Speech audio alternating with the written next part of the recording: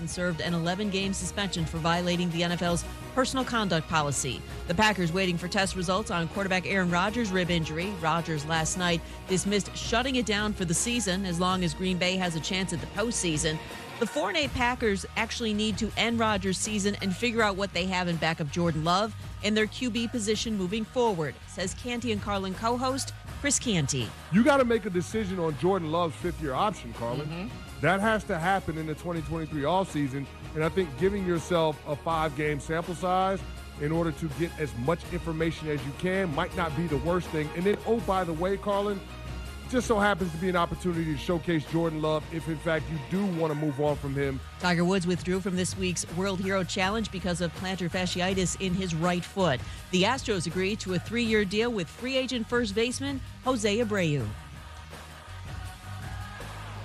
End the year on a hiring note. Indeed's end-to-end hiring solution makes it easy to attract, interview, and hire candidates. Sponsor a job and instantly receive a short list of quality candidates whose resumes on Indeed match your job description. Visit Indeed.com/credit. If you haven't... Matt Moscona. I'm very important. After further review. Say it one more time. After further review with Matt Moscona. And here we go. ESPN Baton Rouge, New Orleans, Alexandria. Live from the Mercedes-Benz of Baton Rouge studios. That's right.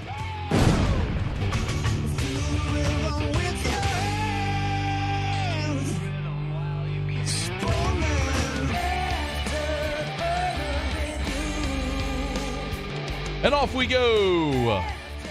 Welcome aboard. Glad you're with us.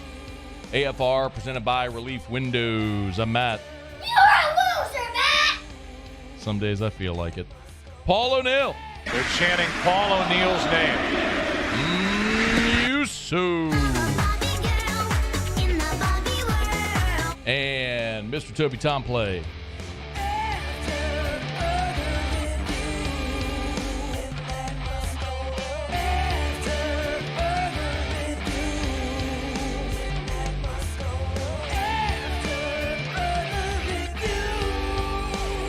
All right, we're here. Glad you are as well. Get out there and make it a good one. You know that old cartoon? Thank you. Muse, what was the name? We looked it up today. What was the name of the cartoon with the cloud over his head all the time? Joe Bispot? It was no vowels. It was all no consonants. Vowels, just consonants. The old comic strip with the guy who walked around with the rain cloud over his head. That's kind of what it feels like as a football fan in Louisiana today. LSU had so much on the line, lost to Texas A&M. The Saints are an absolute, utter disaster. Muse, make us feel better, please. Just make us feel better. And Oklahoma loads up at the line of scrimmage. And Donnie Jones is going to punt it. And there's nobody back there. Game's over. And it's 5, 4, 3, 2, 1, 0. Tigers are the national champion. LSU beats Oklahoma 21-14. Holy cow, what a game. Don't you feel better? I do. I do feel better. I was at that game with my dad and my brother, cried on the ramp, smoked a cigar on the ramp at the Dome on the way out. Heck of a moment there. Never thought I'd see it in my life. And not only have we seen it then, but twice since. And will again. Yeah. Will again. There's no other way to say it. Saturday in College Station was awful. It was awful. And we've had a good bit of time now to process what happened. And over the weekend, I think generally you're getting two different points of view from LSU fans. One are the people who are really disappointed, and the other are the people who are saying, man, but they exceeded everybody's expectations. And I do believe that there are two coexisting truths today. If you have an ounce of purple and gold blood pumping through your veins, you are bitterly disappointed today, and you should be. You should be. LSU was in a position after Ohio State had lost earlier in the day where if it goes on the road and beats a 4 win Texas A&M team as a double-digit favorite, just go take care of business against a bad football team.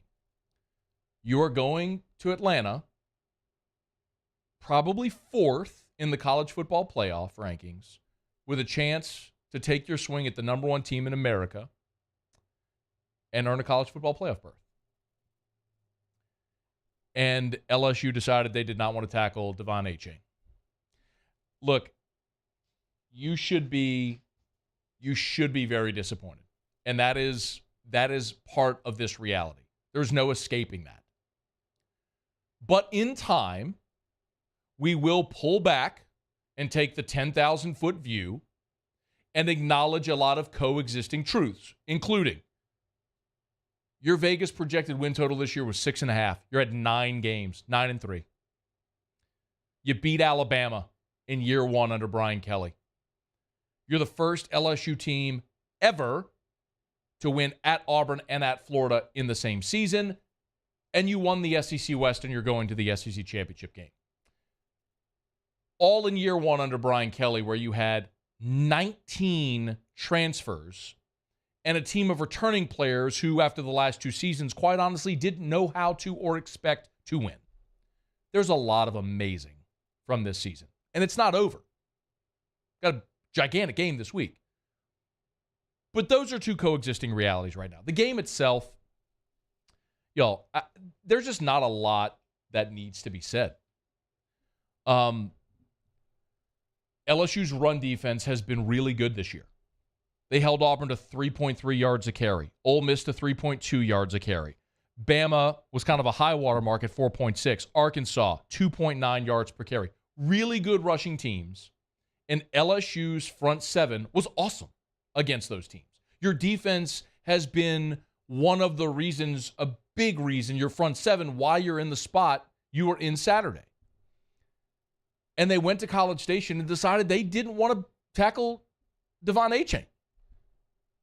I've heard all this about how Jimbo out-schemed. No, he didn't. They handed the ball to number 6 38 times. I mean, that was reminiscent of Auburn in 2013 with Trey Mason by the end of that season. Alabama with Derrick Henry in 2015 by the end of that season. It was like, hey, just give him the ball 40 times because nobody wants to tackle him. And that's what happened on Saturday. Tip your cap. An A&M team that was awful, that came in averaging about 120 rush yards a game, ran for 270 against you on Saturday night. 274 to be exact. They averaged more than 5 yards a carry, 5.5 yards a carry. Their offensive line whipped your defensive line, and nobody wanted to tackle Achane. That's the game. Listen, there were other circumstances. It's 10-7. You're driving. You've got a third down play, and Kyron Lacey is open in the flat. Jaden Daniels puts it on him. If he catches it, he probably scores, and you have the lead, and maybe it's a different game. He dropped the ball. Now you're in a tie ball game. At the end of the first half, there was a PI that the flag comes out, would have put you at the 33-yard line with about 40 seconds to go in the half and a chance to get points. They pick up the flag, and you end up punting. And then you make your halftime adjustments. You get a 3-and-out, score a touchdown, 3-and-out, and you're feeling like, okay, here's the game, and then the game changed on the scoop and score. And y'all, even after the scoop and score, as deflating as that was, we've seen this team handle adversity.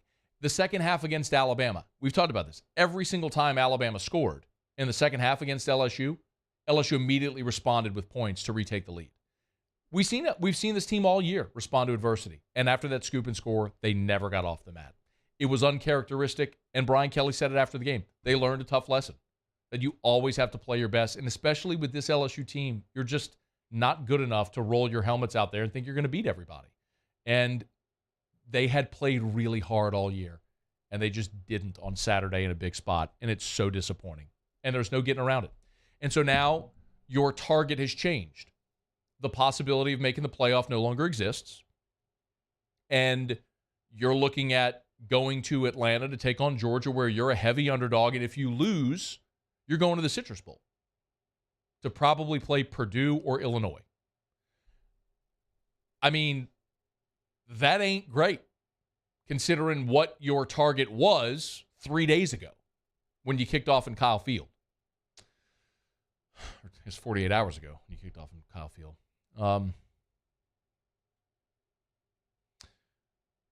But I'm going to say this, because after today, and really after probably this moment, we're not going to talk about A&M anymore. In 2007, I was doing a daily radio show at the Score 1210. And I remember this vividly. And I do a lot of shows, y'all, and have for a lot of years. I've been on radio for a lot of hours, like literally thousands upon hours of radio. And so it's rare that you remember something that old vividly, but I do remember the Monday after LSU lost to Arkansas. I remember that situation. 2007, LSU, they have one loss. Of course, great LSU football team. They had the great win against Florida a week later, lost in triple overtime against Kentucky. Upsets happen. LSU strings together wins. They get back to rank number 1 in the country going into the final weekend. LSU's hosting Arkansas. Senior night of a great senior class. Dorsey and Hester and Flynn and Stelz. Awesome senior class. All you got to do is beat Arkansas, and you're going to the Natty. And you know what happened. You lose in 3 overtimes in Tiger Stadium. And at that moment, that was the worst loss in LSU history. And y'all know, I'm not into hyperbole, y'all. I don't do hyperbole. But that loss at the time looked like it cost you a national championship. It was the worst loss in LSU history. Now, a week later, you go beat Tennessee. All the weird things transpire. Pitt beats West Virginia as a big underdog, and you get to play for the Natty anyway, and you win it. We know how it all ended. But in that moment, it was a devastating, worst loss in program history. And I remember that Monday going on air, and there was a lot of people upset naturally. But my whole point then was, the SEC championship game is not a consolation prize. It stands independent in and of itself as something to be coveted. In 2007, that was the 75th year of the SEC, So 75 years of SEC football. At that point, LSU had won 9 SEC titles. Like, basically, won a decade. It took so long just for LSU to get into the SEC championship game. For those that remember those days, we are spoiled now, admittedly. How much Atlanta felt like forbidden fruit. Atlanta felt like, to LSU fans, what it feels like now for Ole Miss. How are you ever going to get there? It's bizarre to think of it, but that's what the thought was back when LSU first made it in 01. The chance to win the SEC is not a consolation prize. LSU has an opportunity on Saturday to go to Atlanta, to play the number 1 team in America, to play their best ball, to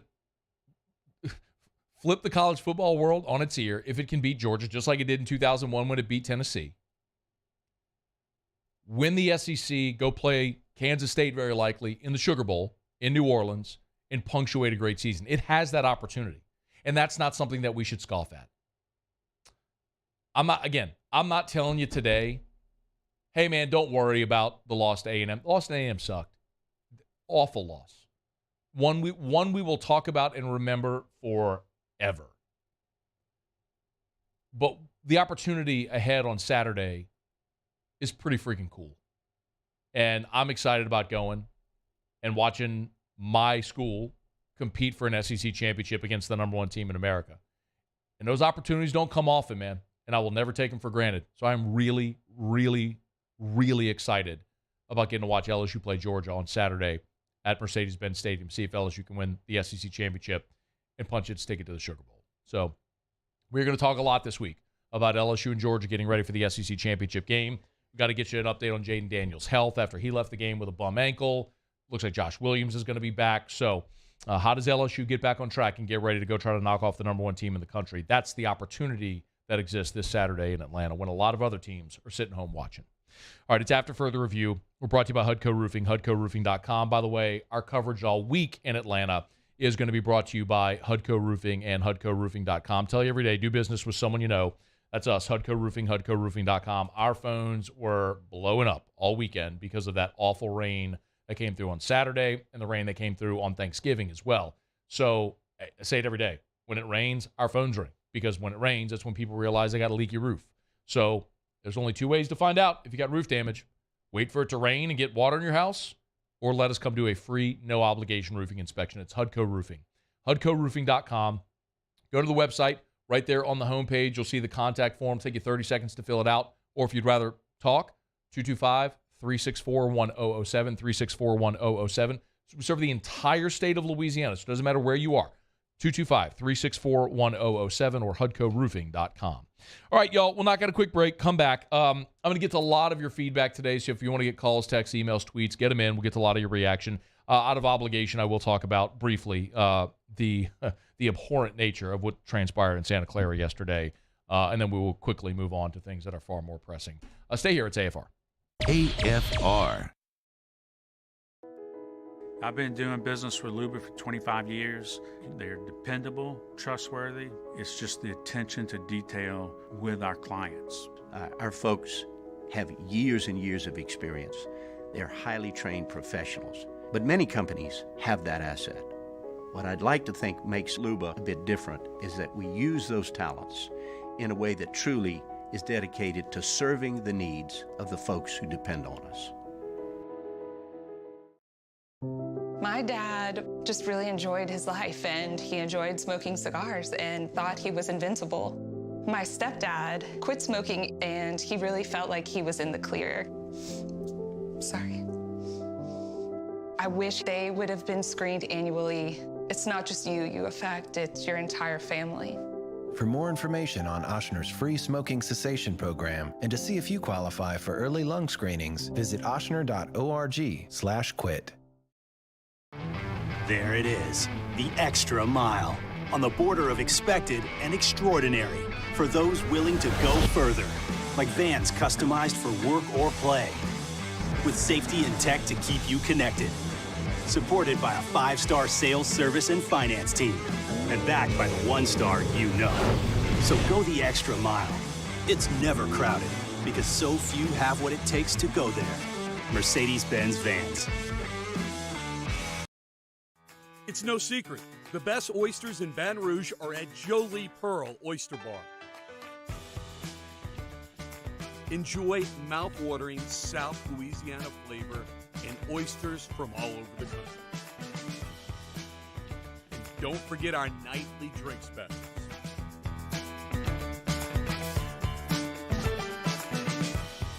Jolie Pearl Oyster Bar, located in downtown Baton Rouge. Eli's always been into grilling. It took us a while to see it, but the signs were there. What are you doing, Eli? I knew grilling was my thing. I have been talking about it throughout my career. Happy with the results? I am. Got the new grill from barbecueguys.com. It performed great. My advice, as I always told my boys, do more of what you're born to do. Barbecue Guys, for those who were born to grill. You want cheese on your burger, Pops? I'll take a little cheese. Gulf Coast Office Products is a nationally recognized Savin office equipment dealer based right here in Louisiana. Over 100 employees strong, Gulf Coast has the boots on the ground to support all vertical markets, from education, engineering, legal, and finance. With the latest in office technology, from desktop to production segment units, Gulf Coast and Savin have the perfect fit for you. Call 225-756-2644. That's 756-2644 for Gulf Coast Office Products. Oh, hey, what's up? It's Big D and Bubba, 100.7 The Tiger Morning Show. We'd love for you to join us every weekday, 4 a.m. till 9 a.m. Yeah, everything you want in a show. Country music. We got laughs. We got celebrity in-studio guests. We just need you. Join us every weekday morning, 4 a.m. to 9 a.m., right where it all started. That's right. Louisiana's country station, 100.7 The Tiger. ServiceMaster Elite create clean, disinfected work environments. As a local business, we take pride in serving the New Orleans and Baton Rouge areas. Our cleaning protocols follow CDC and OSHA standards for healthcare settings, offices, senior living, restaurants, and industrial plants. Contact Service Mastery Elite to get your operation ready for reopening with germ disinfection cleaning. Service Mastery Elite.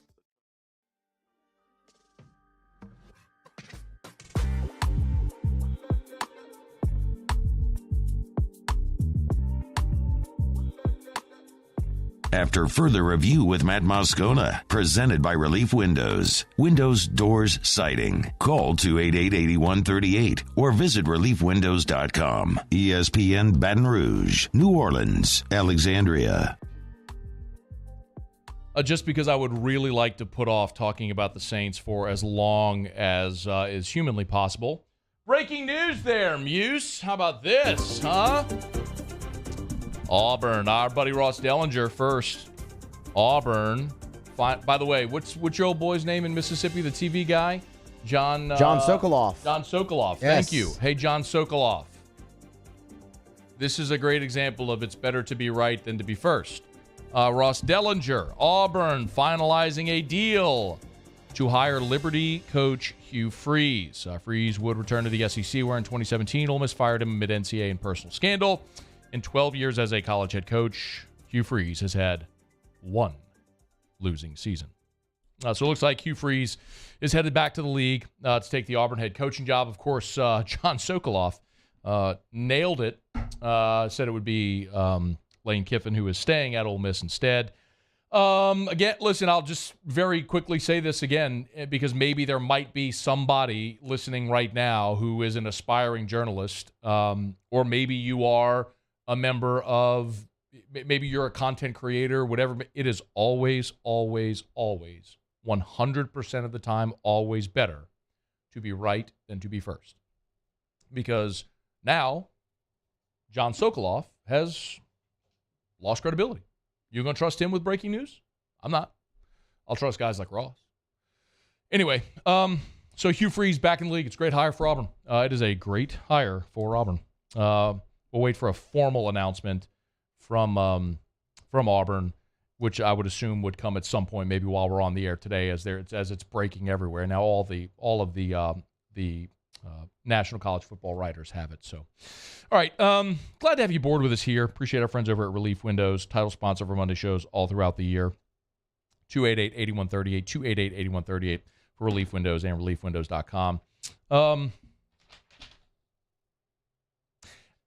Before I talk about the Saints, Muse, can you make me feel good again, please? Make me feel good. He hangs it very high, angling it for the near sideline. Hakeem drops the ball! Hakeem drops the ball! Brian Mills might have fallen at the 10-yard line. You gotta be kidding me. I love the New Orleans Saints football. Brian Mills, the most unlikely hero of them all, falls on the fumble, the muff by Hakeem. There is a God after all. And that God blessed us with Jim Henderson for many, many years as the play-by-play voice of the Saints. Today, look, I said at the open, today is a gloomy day in these parts, but we are certainly going to take opportunities to smile today with some great memories. Saints lose to the 49ers 13-0. The Saints were shut out for the first time since January the 6th of 2002. The 0-1 season. A year after Hakeem dropped the ball. That's how long it's been since the Saints were shut out. The Jim Hazelate era, the last time the Saints were shut out. Yesterday reminded me of my childhood. As a kid who was born in 82, grew up going to the Dome, got to see some really good teams in the late 80s and early 90s when I was a kid. Dome Patrol, Dalton Hilliard, Eric Martin, Bobby Hebert, some good football teams.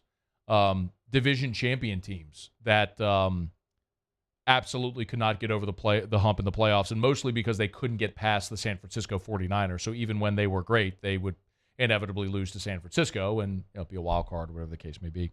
And yesterday felt like my childhood with the Saints going to San Francisco and getting whipped by the 49ers. Incidentally, the last time the Saints were shut out was against the Niners, 38-0, and back in January of 2002. And to pour salt in the wound, it even looked like my childhood. The Saints went with the old school gold, white, gold combo uniforms. They went with the gold helmet, the white jersey, the gold pants. I mean, look at it. Look at it right there. There's Ricky Jackson. There's Andy Dalton side by side. I mean, it even looked like my childhood, unfortunately. And the Niners, who had gone astray with these weird uniforms for a lot, kind of went back now to the uniforms they wore in the Joe Montana era. And so that, albeit the backdrop was not Candlestick Park, it was Levi Stadium, that looked like my childhood and felt like it as well. What an absolutely dreadful 3 hours with how we spent our Sunday. And you know what, man? It is almost unfathomable how quickly this has happened, isn't it? The fact that I tweeted this on Sunday, so many of you might have seen this when I tweeted it, but for 16 seasons, when the Saints played football, I believed that they would win every time they played. Now, knowing full well that you're not going to win every game you play. And I'm not talking about that any given Sunday nonsense where it's like, well, it's not nonsense, but the cliche, because that's true. Any team can win in pro football on any Sunday. I mean, like, legitimately, anytime the Saints played, and Sean Payton was the coach, Drew Brees was the quarterback, I expect them to win that game, right? No matter who they were playing, where they were playing, I always thought, watching for 16 years, the Saints were going to win. I have gone from that expectation over a decade and a half to now, in one half of one season, expecting the absolute worst and expecting the Saints to lose. That is an incredible accomplishment by Dennis Allen to pull that off in half a season. By Dennis Allen in this front office. The players have absolutely no fear of retribution from their coach. It is the substitute teacher mentality that's going on in New Orleans, when even your best players are the ones continuously committing mistakes. One of the things we lauded with this organization was the great player leadership. It is gone. Great players like DeMario Davis, Cam Jordan, Alvin Kamara. There feels like there is nothing of the sort internally anymore. I'm not in the locker room, so I can't speak to that. I'm talking about observing as an outsider. It feels very different. I'm sure that you would agree. And how they continue to invent new ways to lose is stunning to me. Alvin Kamara fumbles on the opening possession of the ball game, gives the 49ers 3 points.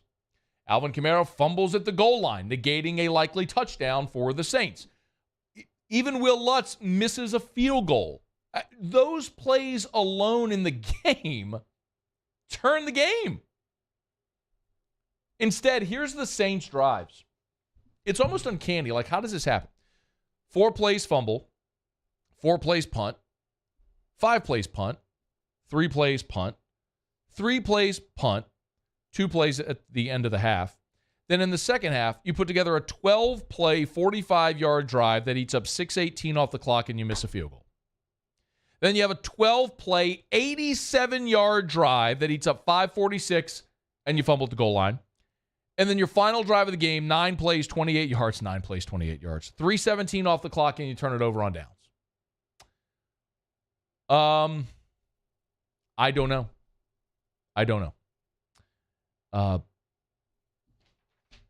I don't have much to say.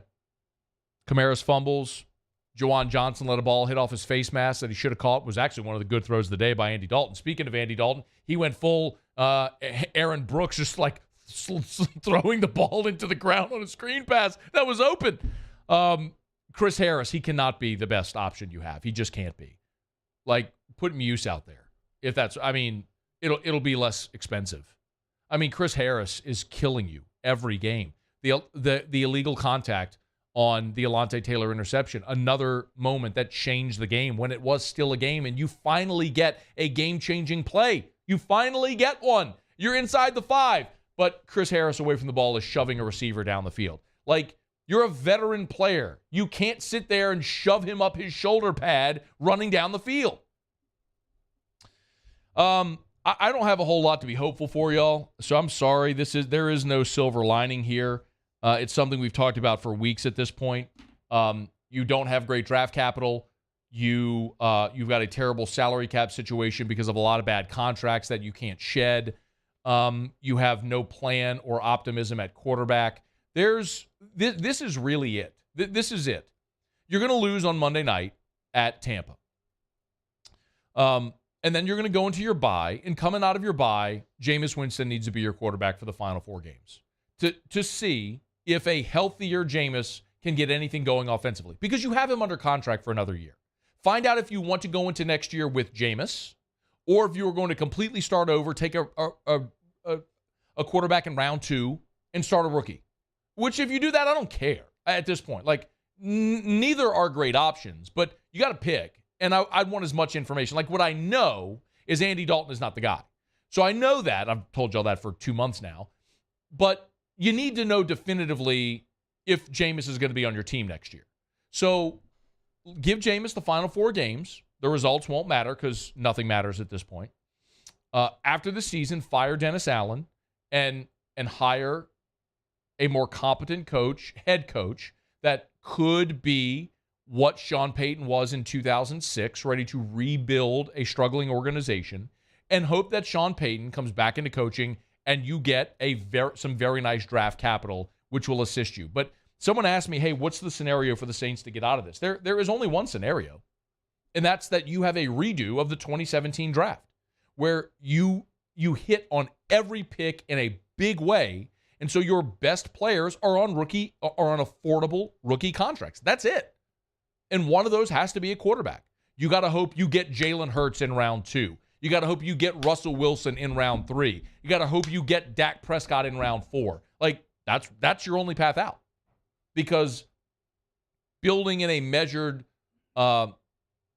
temperate way isn't possible for this team because you lack the draft capital and you lack the contract space, the cap space to go sign veterans to supplement your roster. You're just in an awful spot right now, and it's not going to get any better. So, the good news is a week from Monday, you play the Bucs, and then you don't have to play the next week. So if you're looking for silver linings, there's one for you right there. All right, we're brought to you by the Aesthetic Medicine and Anti-Aging Clinics of Louisiana. Blue Bond in Baton Rouge, Ambassador Caffrey and Lafayette. Online at theantiagingclinics.com. That's theantiagingclinics.com. Moving toward December, we'll be telling you about the great December specials coming up, the gift card specials over at the Aesthetic Medicine and Anti-Aging Clinics of Louisiana. It'll be great stocking stuffers. You can learn more at theantiagingclinics.com. That's theantiagingclinics.com, or follow them on all the social media. It's the Aesthetic Medicine and Anti-Aging Clinics of Louisiana. All right, it's after further review. We are glad to have you hanging out with us here. We'll knock out a quick break. We'll go around the SEC. LSU basketball got a win over the weekend. LSU landed a 2025 commit that we'll get to. We are going to get to some bowl scenarios for LSU. What's the postseason possibilities? We'll talk about that to start hour 2 in about 30 minutes from right now. Cole Cubelic next hour. Just a ton to do today, and glad you're here. It's AFR. AFR. All right, the Moscona family tradition lives on. Erica, Drew, and I on Good Friday went and picked out our Christmas tree at Clegg's Nursery. Great selection. By the way, Erica already has it decorated in the house. It's beautiful. She did a great job. I never do anything. I don't put a single decoration on it. She does it all herself, and she did a great job. So the Moscona family Christmas tree is already decorated and looks beautiful. Great selection over at Clegg's Nursery. Get by any of the 4 locations: Siegen near Airline, LA16 in Denham, Mid-City on Donmore, and the Garden Center on Greenwell Springs. Tell you every single day to shop over at Clegg's. They have gone into full Christmas mode. They have got Christmas trees. They've got tons of poinsettias. They've even got lots of Christmas decor. So pre-lit trees, if you want door hanger decorations, lawn garden decorations, they've got you at Clegg's Nursery, any of the 4 locations. Want to turn your home into a winter wonderland? Clegg's can help. And, of course, they've got so many great Christmas trees. Check them out. Buy local, shop local. Tell them I sent you to Clegg's Nursery.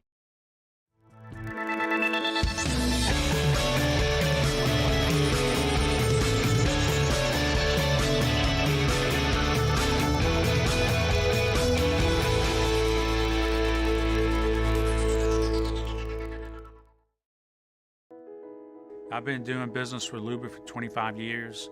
They're dependable, trustworthy. It's just the attention to detail with our clients. Our folks have years and years of experience. They're highly trained professionals. But many companies have that asset. What I'd like to think makes Luba a bit different is that we use those talents in a way that truly is dedicated to serving the needs of the folks who depend on us. Louisiana. It's a place defined by culture, by pride, by passion, by people who do more than love this place. They celebrate it, elevate it, champion it. They are the individuals who embody what makes Louisiana great. The companies that make Louisiana a better place to work and live.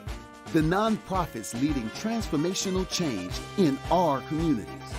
Champions of Louisiana are all around us, and LWCC is proud to celebrate them because we've always been Louisiana loyal, supporting the workers, the innovators, the change agents of this great place we call home. Who are the champions around you? Together, we can share their stories. Together, we can help our home state thrive. Together, we are Louisiana loyal. Always.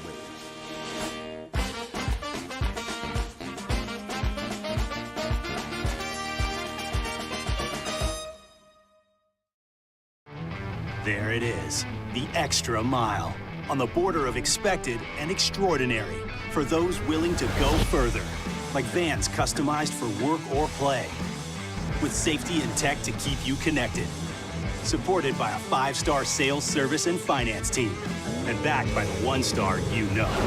So go the extra mile. It's never crowded, because so few have what it takes to go there. Mercedes-Benz Vans. It's no secret. The best oysters in Baton Rouge are at Jolie Pearl Oyster Bar. Enjoy mouth-watering South Louisiana flavor and oysters from all over the country.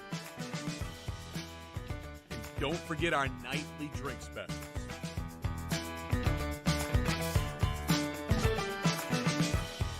Jolie Pearl Oyster Bar, located in downtown Baton Rouge.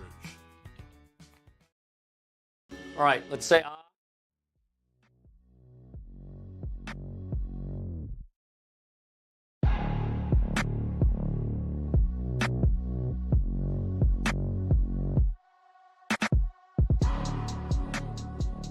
After further review with Matt Moscona, presented by Relief Windows. Windows, doors, siding. Call 288-8138 or visit reliefwindows.com. ESPN Baton Rouge, New Orleans, Alexandria. I feel like we've earned the opportunity to be here by the play on the field, and we're excited about the opportunity to represent SEC West and playing the #1 team in the country.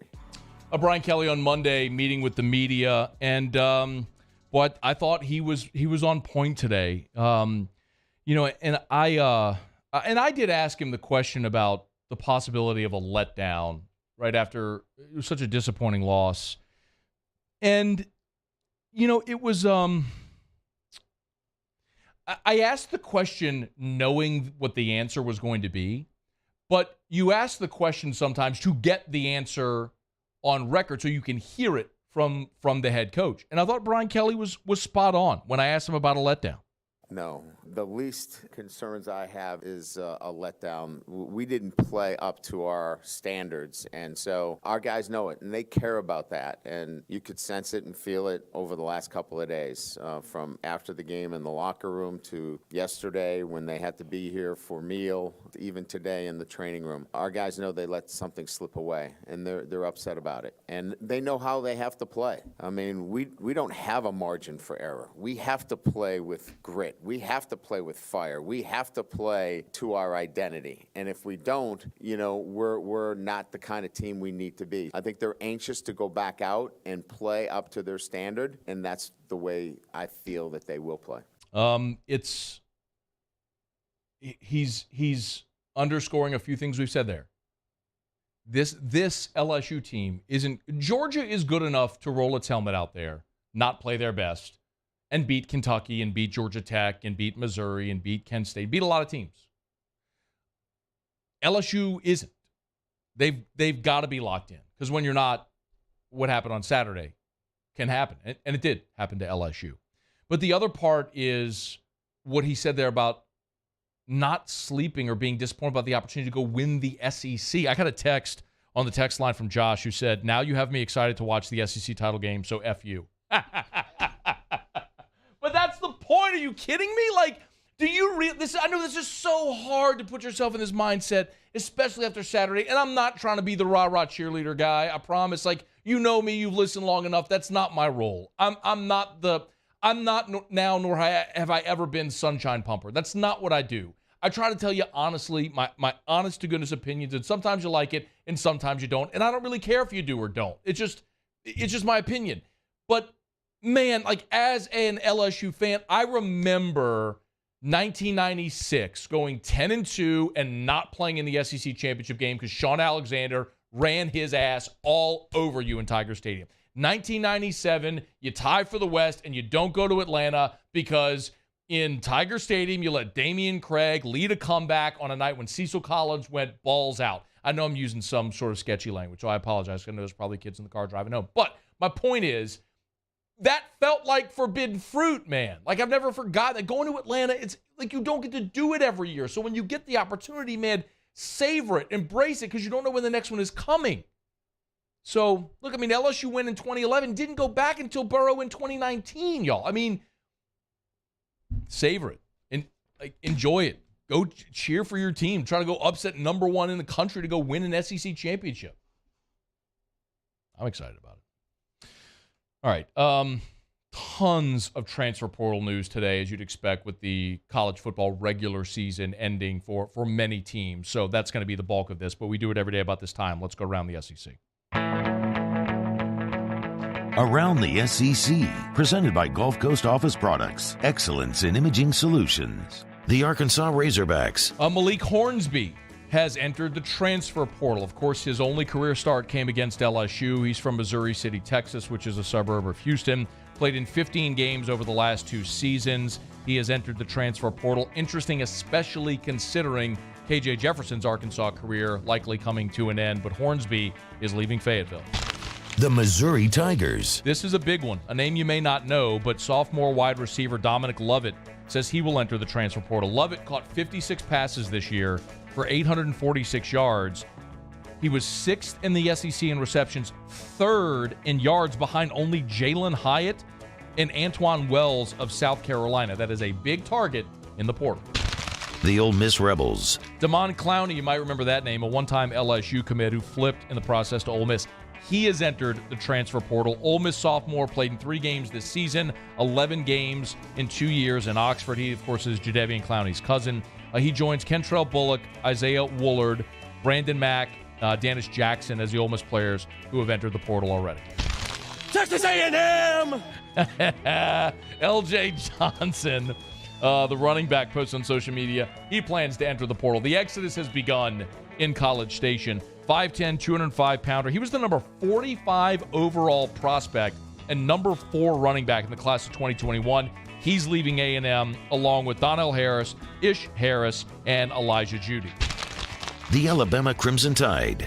Offensive lineman Damian George says he's entering the portal after his 3rd season with the Crimson Tide. He would be the 5th Alabama player to enter the portal. George would have 2 years of eligibility remaining, provided he uses his COVID year. He was the number 31 offensive tackle in the country back in the 2020 signing class. He's the 5th player to enter the portal, joining running back Trey Sanders, cornerback Kyrie Jackson, kicker Jack Martin, and defensive lineman Braylon Ingram. The Auburn Tigers. For the second time in 4 days, Auburn has added a defensive line prospect. This time, it's Brenton Williams, 6'4", 245-pound pass rusher from Opelika. Just less than a week after it reopened his recruitment, he had been committed to Coastal Carolina. He's the number 104 edge prospect in the composite. And one more. Could you please hit Ole Miss, if you have it there? The Ole Miss Rebels. Luke Altmaier, the quarterback from Ole Miss. I'm trying to pull it up here. He did just post after we started the show that he has entered the transfer portal as well, posting on social media. Luke Altmaier, of course, was a local guy who was competing for the right to earn the starting job, lost out to Jackson Dart, and now Luke Altmaier entering the transfer portal as well. All right, there you have it. That is Around the SEC, presented by Gulf Coast Office Products. Shout out to our guy, Trey Beal, and our friends at Gulf Coast Office Products, online at gcopnet.com. gcopnet.com for Gulf Coast Office Products, official office equipment provider of the LSU Tigers, the New Orleans Saints, New Orleans Pelicans, and ULL Raging Cajuns. So proud to be partnered with Gulf Coast Office Products, a national leader among Savin dealers, but they will service all different makes and models. If you need office equipment, you need Gulf Coast Office Products, GCOPnet.com. All right, real quick, Muse, if you would. LSU did land a commit, by the way, from a 2025 cornerback, Jaden Bell, out of Georgia. He's out of Grayson High School. This has been a great – Grayson, by the way, is where Robert Kemdichi came from, if you remember. But LSU 2023 commit, Michael Doherty, and 2024 defensive back Zion Ferguson, also from Grayson. And now 2025 cornerback Jaden Bell. He's 5'11", so, I mean, he's a high school freshman. But so you're getting a way early start on the 2025 class. So, he would be a sophomore. He would be a high school sophomore right now. But that pipeline from Grayson continues, and LSU certainly needs cornerbacks. You're losing Jarp Bernard-Converse, Mekhi Gardner, Colby Richardson, as we know. The only cornerback you return with any experience is Sevyn Banks, provided he comes back and is healthy. But I don't know the status of Demarius McGee and Radarius Jones, a couple of freshmen this year that redshirted, LaTerrence Welsh and Jordan Allen. You're going to have to hit the transfer portal. But as we've seen, they are very, very intentional about recruiting great cornerbacks immediately and in the future. But for 2023, LSU is going to need transfer corners as well to supplement that position group. All right, it's after further review. We're glad to have you with us. We'll knock out a quick break and wrap up hour number one, our What to Watch recap to put a button on hour one of a Monday AFR. Glad you're here. AFR. AFR is brought to you by Pluckers Nicholson, Bluebonnet, dine-in, carry-out, or delivery. 28 flavors of award-winning jumbo chicken wings, ice-cold draft beer, full-service bar, sports on TV every Monday, all-you-can-eat wings. A great night to get by Pluckers. I know I say that every day, but, I mean, every day really is a great night to get by Pluckers. You had a really good Monday Night Football game today as well. Steelers at Colts, so Jeff Saturday on national TV. As 2 weeks ago, that story grabbed hold of the sports world with Jeff Saturday leaving ESPN to go to the Colts. Well, if you haven't seen his Colts play, you can see him play tonight on national TV. They're in prime time on ESPN. Steelers, Colts, what better place to watch than at Pluckers with all-you-can-eat wings? So, eat as many of their award-winning jumbo chicken wings as you want for one low price. Drink ice-cold draft beer or bottles or whatever your craft cocktail may be that you love. Just hang out at Pluckers. Dine-in, carry-out, or delivery via Uber Eats and DoorDash. That's Pluckers. Remember, at Pluckers, if you don't like our wings, we'll give you the bird. There it is, the extra mile. On the border of expected and extraordinary for those willing to go further. Like vans customized for work or play. With safety and tech to keep you connected. Supported by a 5-star sales, service, and finance team. And backed by the 1-star you know. So go the extra mile. It's never crowded because so few have what it takes to go there. Mercedes-Benz Vans. Follow us on Twitter at 1045ESPN to cast your vote in the Citizens Bank and Trust Poll of the Day. Vote daily inside Off the Bench, anytime. Hunt and Hill. And after further review, Citizens Bank and Trust brings you the Poll of the Day via Twitter at 1045ESPN. I've been doing business with Luba for 25 years. They're dependable, trustworthy. It's just the attention to detail with our clients. Our folks have years and years of experience. They're highly trained professionals, but many companies have that asset. What I'd like to think makes Luba a bit different is that we use those talents in a way that truly is dedicated to serving the needs of the folks who depend on us. Eli's always been into grilling. It took us a while to see it, but the signs were there. What are you doing, Eli? I knew grilling was my thing. I have been talking about it throughout my career. Happy with the results? I am. Got the new grill from barbecueguys.com. It performed great. My advice, as I always told my boys, do more of what you're born to do. Barbecue Guys, for those who were born to grill. You want cheese on your burger, Pops? I'll take a little cheese. Gulf Coast Office Products is a nationally recognized Savin office equipment dealer based right here in Louisiana. Over 100 employees strong, Gulf Coast has the boots on the ground to support all vertical markets from education, engineering, legal, and finance. With the latest in office technology from desktop to production segment units, Gulf Coast and Savin have the perfect fit for you. Call 225-756-2644. That's 756-2644 for Gulf Coast Office Products.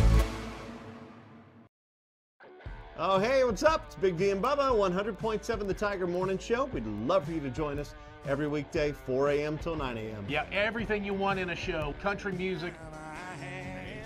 We got laughs. We got celebrity in-studio guests.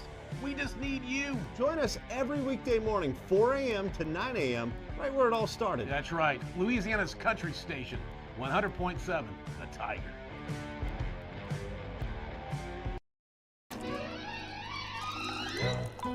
Le posso offrire un caffè? Andiamo insieme da me, non c'è.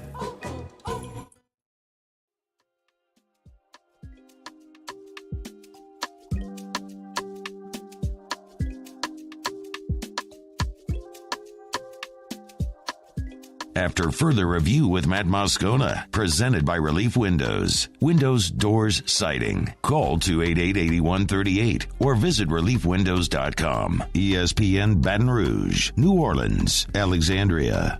All right, every Friday we tell you what we're watching on the football weekend, and then we recap it. So let's do that now.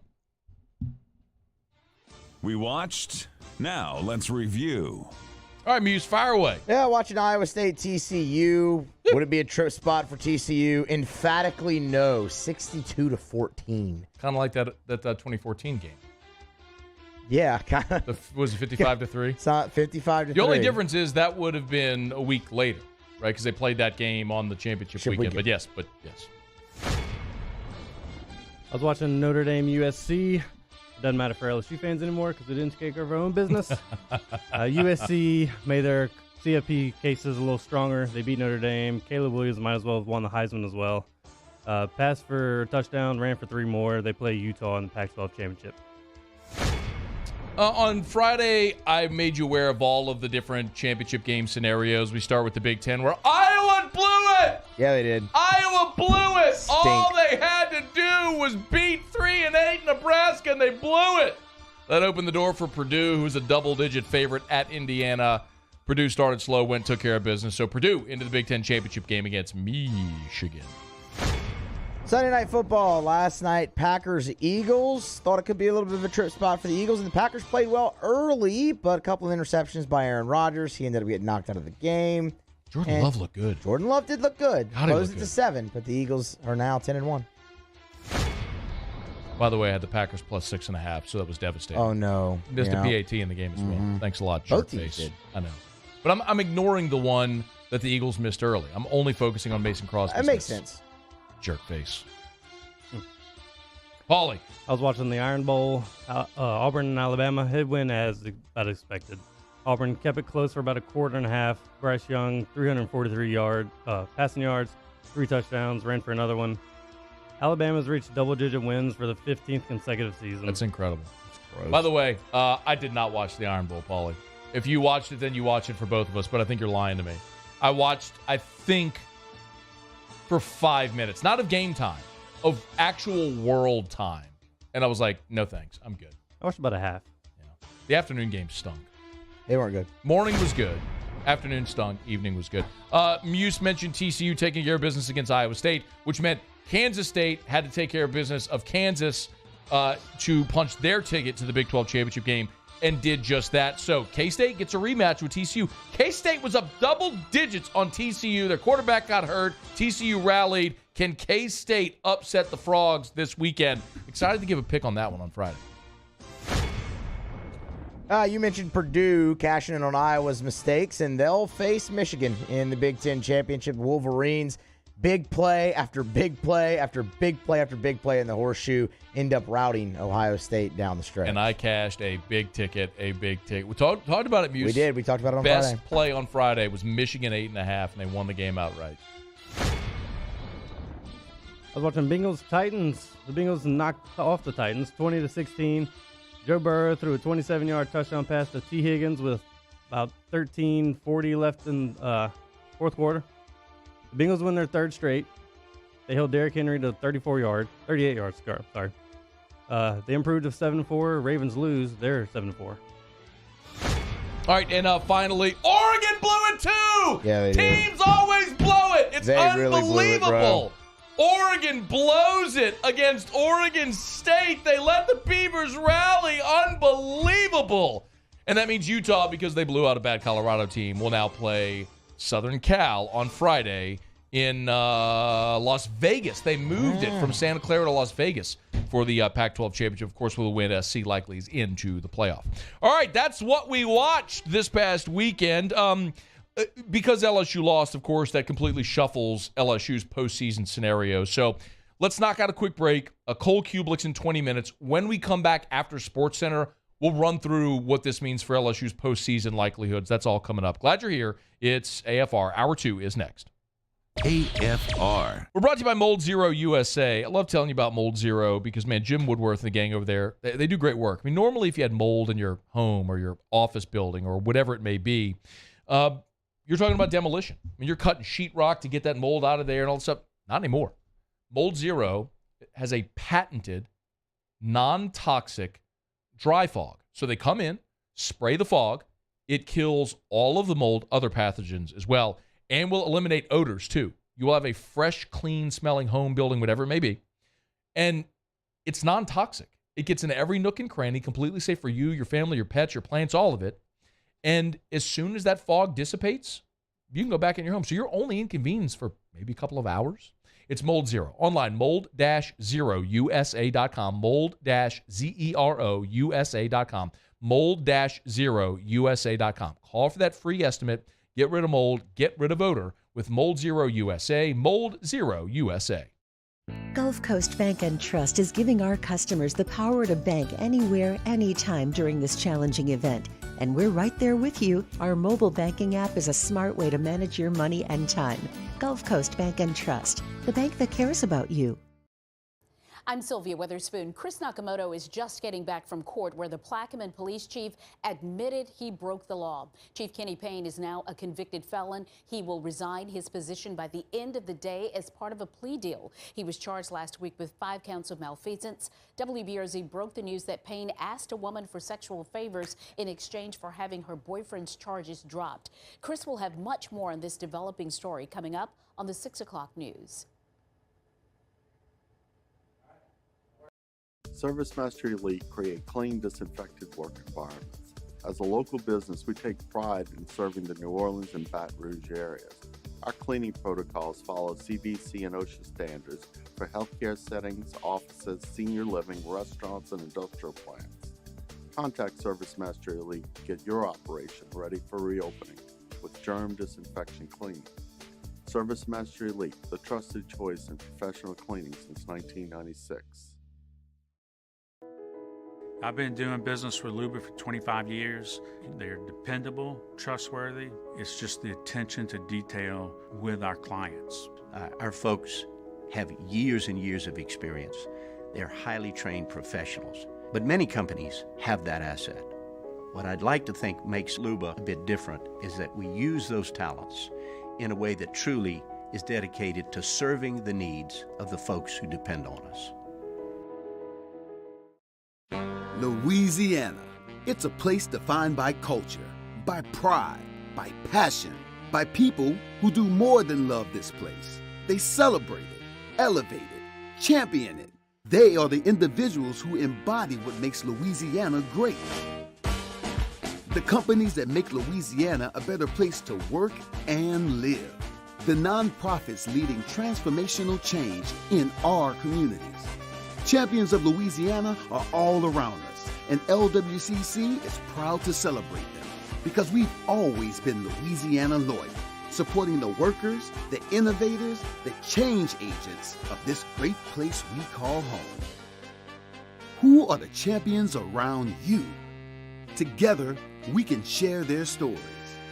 Together, we can help our home state thrive. Together, we are Louisiana loyal. Always.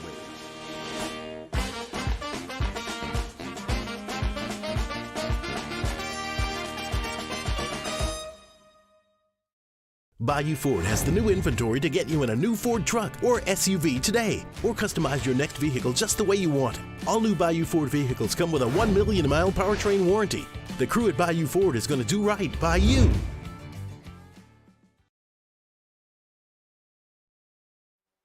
This is SportsCenter.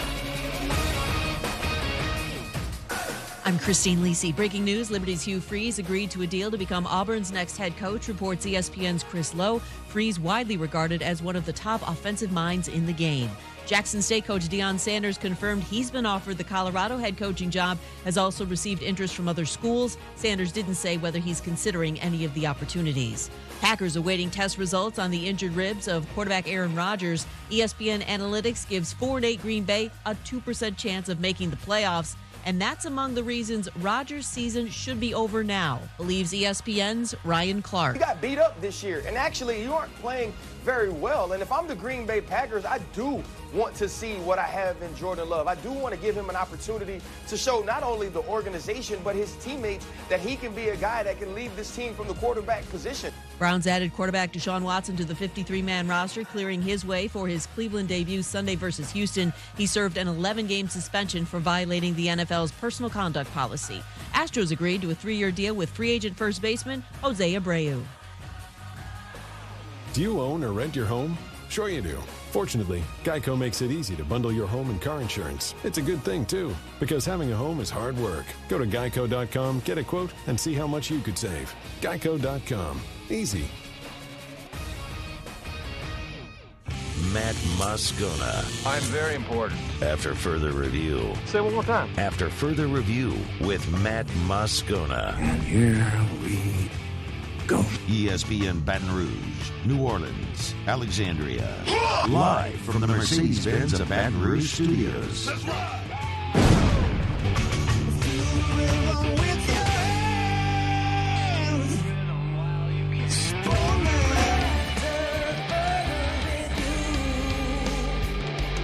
Hour 2.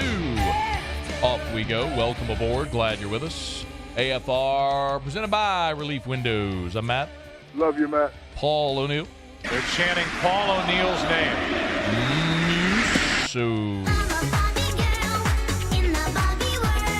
And Mr. Toby Tomplay. A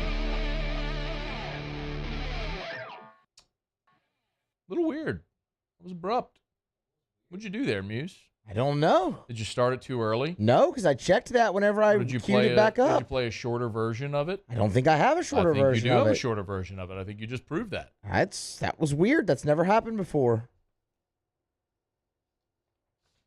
I don't know what that was. Okay. Onward we go here on a Monday. Cole Cubelic in 13 minutes from right now. I want to get into LSU postseason scenarios. That's not going to take long because, honestly, there's only 2. And we'll get to that in a second. A little bit of breaking news here, though. This is a day where you're going to have a lot of roster changing. You're going to have a lot of transfer portal news. You're going to have coaching news. And then you're also going to see some of this. Joshua Mickens, who was an LSU commitment, 6'5", 220-pound defensive lineman. He has decommitted from LSU. We made the announcement on Twitter. Look, last week, I think this was kind of expected, right? They were going to lose Deron Reed and Mickens, so kind of told they were expecting they were going to lose a couple of defensive linemen. Here you go. I've also been told that LSU is looking in the portal for defensive linemen, particularly an end. So I think you are going to see LSU hit the portal at that spot to supplement. So 4-star defensive lineman decommits from LSU, the second defensive lineman here in the last week to decommit from LSU's 2023 class. So inching closer to the December signing date, we'll get a much better sense of where LSU is then, especially with a lot of transfer portal news, because Tigers are going to hit the portal. We're going to talk about this a bit later, but with Jaden Daniels in particular has a massive decision to make. Is he going to go pro? Is he going to return to LSU? And if Jaden Daniels decides to go pro, then LSU is going to have to add a quarterback in the portal. And there's a lot of options. I mean, you saw Luke Altmaier from Ole Miss jumped into the portal. Cade McNamara from Michigan has jumped into the portal. Malik Hornsby from Arkansas. You're gonna see more of that. So, depending on what happens, if Daniels comes back, then you can go into next year feeling very comfortable with Daniels and Nussmeier and Walker Howard and then Ricky Collins coming in. But if Daniels leaves, you can't go into next year with only 3 quarterbacks and none of them having experience. So we'll get to more of that a bit later here on AFR. All right, glad to have you aboard with this. Monday shows, as always, brought to you by Relief Windows and ReliefWindows.com. This won't take long, but LSU's postseason destinations, people have asked this question a lot now. And it's pretty easy. You have really only two options. If because of the loss to Texas A&M, LSU at 9-3 is now out of the New Year's Six mix, with the exception of an automatic berth as the SEC champion. So if LSU, it's this easy. If LSU beats Georgia, LSU is the SEC champion, and they go to the Sugar Bowl and play, very likely, Kansas State. No, I'm sorry, it wouldn't be likely. They would play Kansas State. So if Kansas State beats TCU, Kansas State would not be in the playoff, but they would be the Big 12 champion in the Sugar Bowl. And if TCU beats Kansas State, then TCU's in the playoff and K-State goes to the Sugar Bowl. So if LSU beats Georgia, they will play Kansas State in the Sugar Bowl. If LSU loses to Georgia, this is where the loss to Texas A&M stings so badly. Because you are now 9-3, when the playoff rankings come out tomorrow, you are going to drop. And you're going to drop below Alabama and Tennessee. So if you lose to Georgia, Georgia will be in the playoff. Alabama, which will very likely be ranked ahead of Tennessee, would go to the Sugar Bowl to take on Kansas State. Tennessee, as the next highest rated SEC team, would go to the Orange Bowl to take on the ACC champion, either Clemson or North Carolina. And that means LSU would go to the Citrus Bowl to play a Big Ten team, either Illinois or Purdue. Purdue plays in the Big Ten championship game this weekend. Theoretically, Purdue could get blasted by Michigan, and Illinois could be the choice. But very likely, I think it would be Purdue. So you'd either play Purdue or Illinois in the Citrus Bowl. And that is massively disappointing. There is no way around it.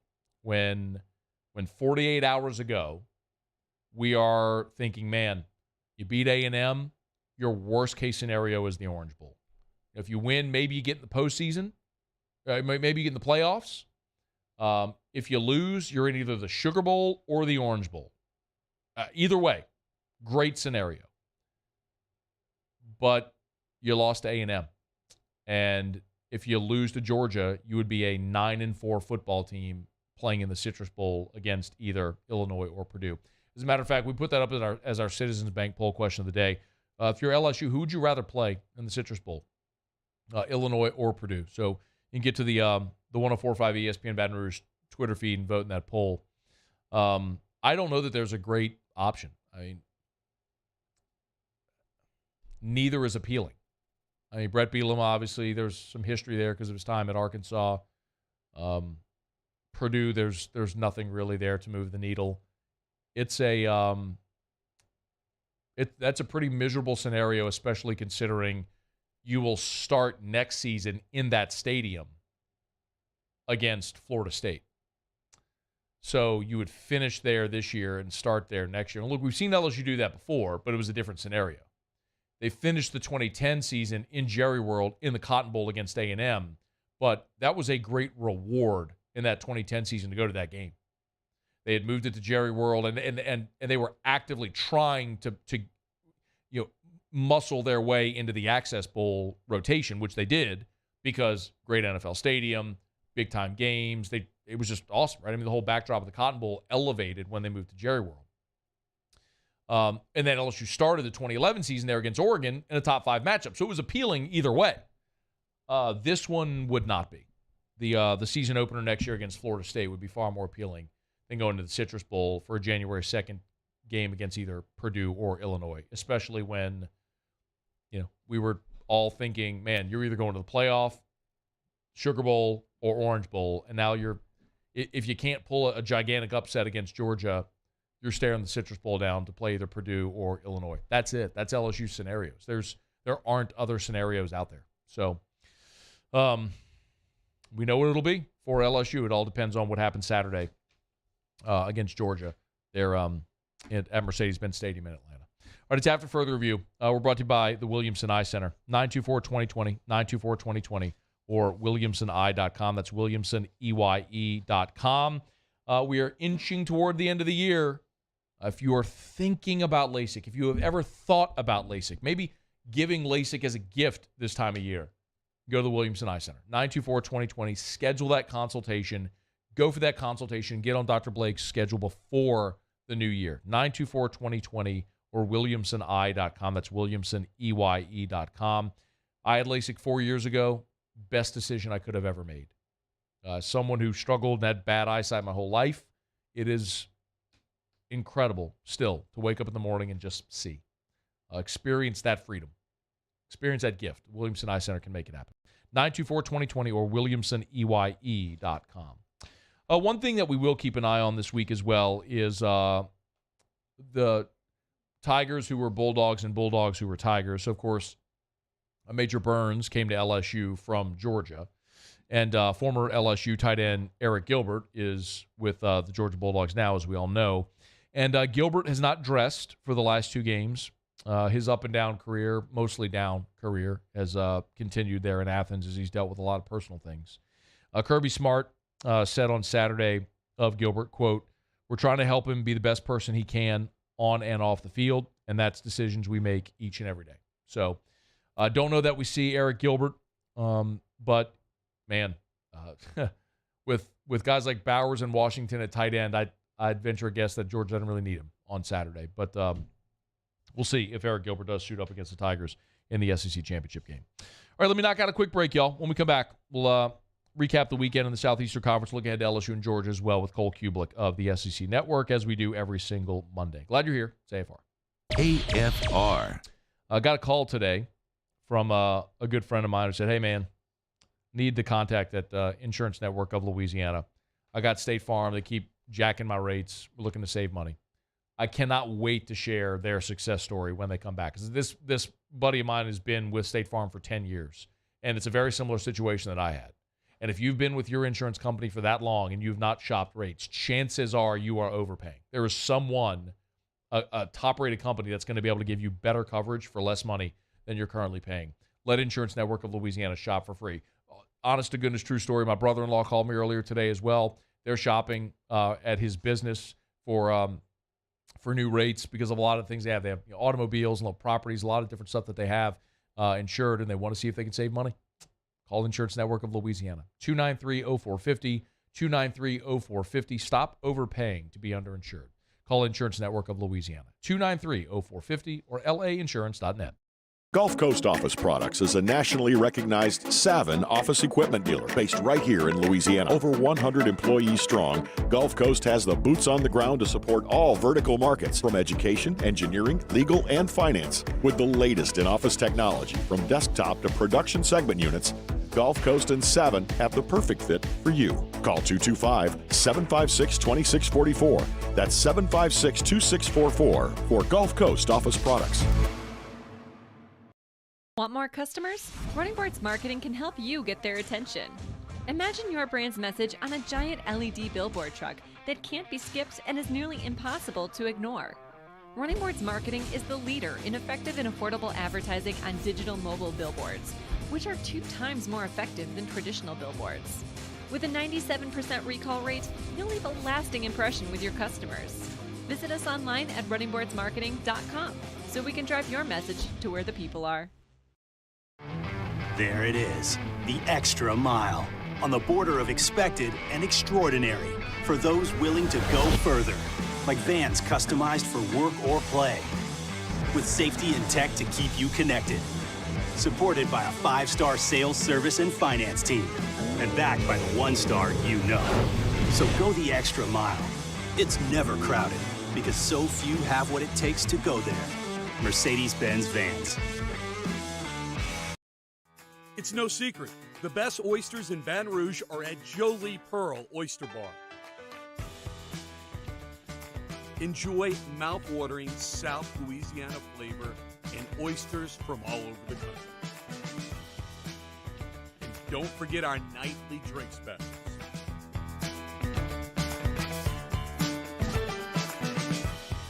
Jolie Pearl Oyster Bar, located in downtown Baton Rouge. I've been doing business with Luba for 25 years. They're dependable, trustworthy. It's just the attention to detail with our clients. Our folks have years and years of experience.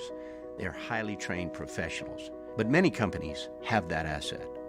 What I'd like to think makes Luba a bit different is that we use those talents in a way that truly is dedicated to serving the needs of the folks who depend on us. Eli's always been into grilling. It took us a while to see it, but the signs were there. What are you doing, Eli? I knew grilling was my thing. I have been talking about it throughout my career. Happy with the results?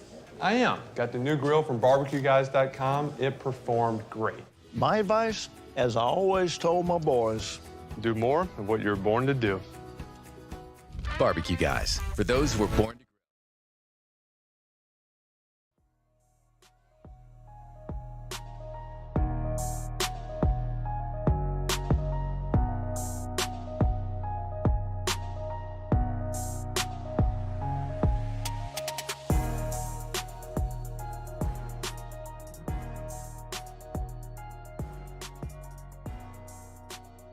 After further review with Matt Moscona, presented by Relief Windows. Windows, doors, siding. Call 288-8138 or visit reliefwindows.com. ESPN Baton Rouge, New Orleans, Alexandria.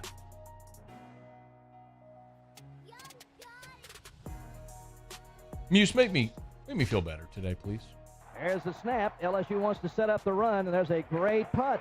Matthew backing up. He's going to have a chance, though. He takes it into 39 at the 40. Comes to the outside. 45. He's at midfield. Runs past a man 40. He's cutting back the other way. He's at the 30. He's at the 25, 20, 15, 10. He may go home, and he does.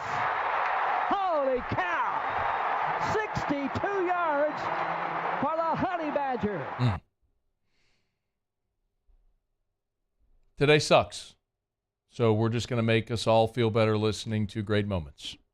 Let's talk to Cole Cubelic. He enjoys Victory cigars and pancake blocks. It's time to preview this week in the SEC with Cole Cubelic, presented by Roosters Men's Grooming. Cole, what's up, man? How are you? What's going on? What's the problem?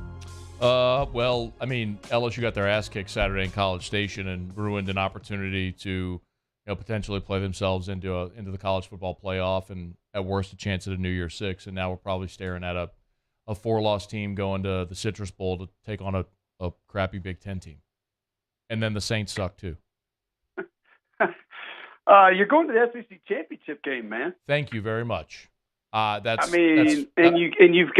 got some pieces in place that could make that game interesting. Now you play like you did Saturday night, it won't be, but there are some pieces in place in the way that team operates that can make that game interesting. I mean, LSU's defensive line can physically go toe-to-toe with what Georgia's going to bring to the table.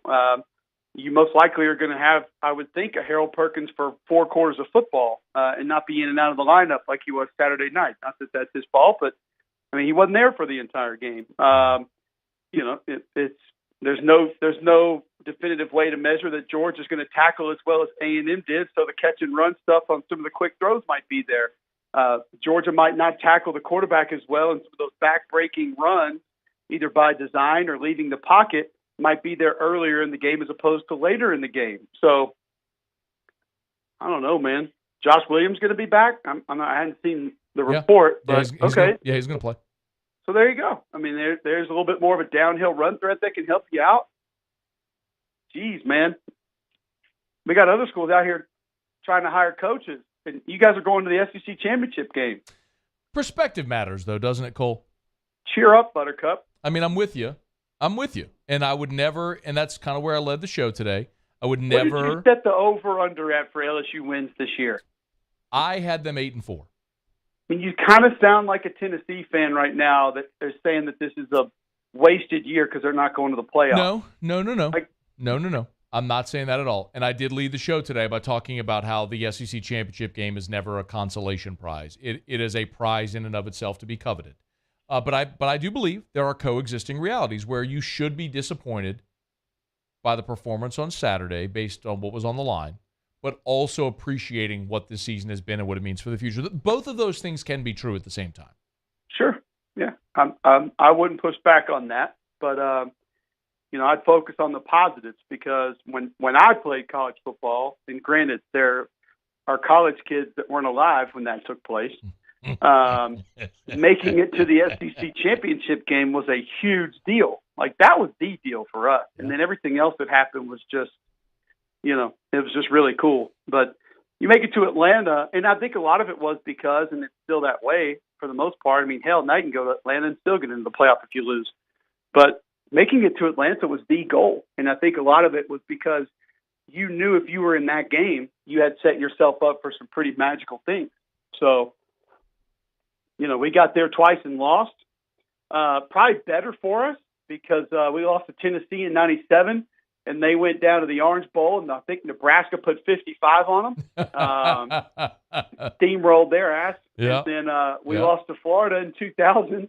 And they went and played Miami in the Sugar Bowl, and they steamrolled their ass to New Orleans. So probably saved us some embarrassment. That's a pretty good way of looking at it, man. Of course, that was that Peyton Manning team in '97, and more that Miami team in 2000. I mean, that was the preamble. I think they were better than 2001. Yeah. I really do. It was the preamble of what was to come.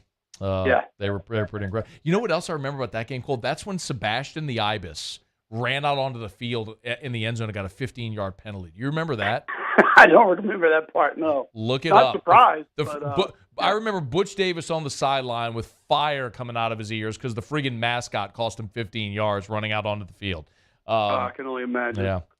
Okay, wait, let's delve into Cole Cubelic's with us all season, brought to you by Roosters Men's Grooming Center. Great gift card, stocking stuffer, roostersmgc.com, gift exchange at your work. Great gift. Something maybe a guy wouldn't often buy for himself. The Gentleman's Choice, Roosters Men's Grooming Center, 2 locations in Baton Rouge. Let's talk a little bit about the LSU Georgia game. You said there's some matchups you like. Where might it favor LSU on Saturday? Well, I think anytime great fights are made by styles, right? So yes. I think anyone who tries to go out physical Georgia is probably going to have a tough time.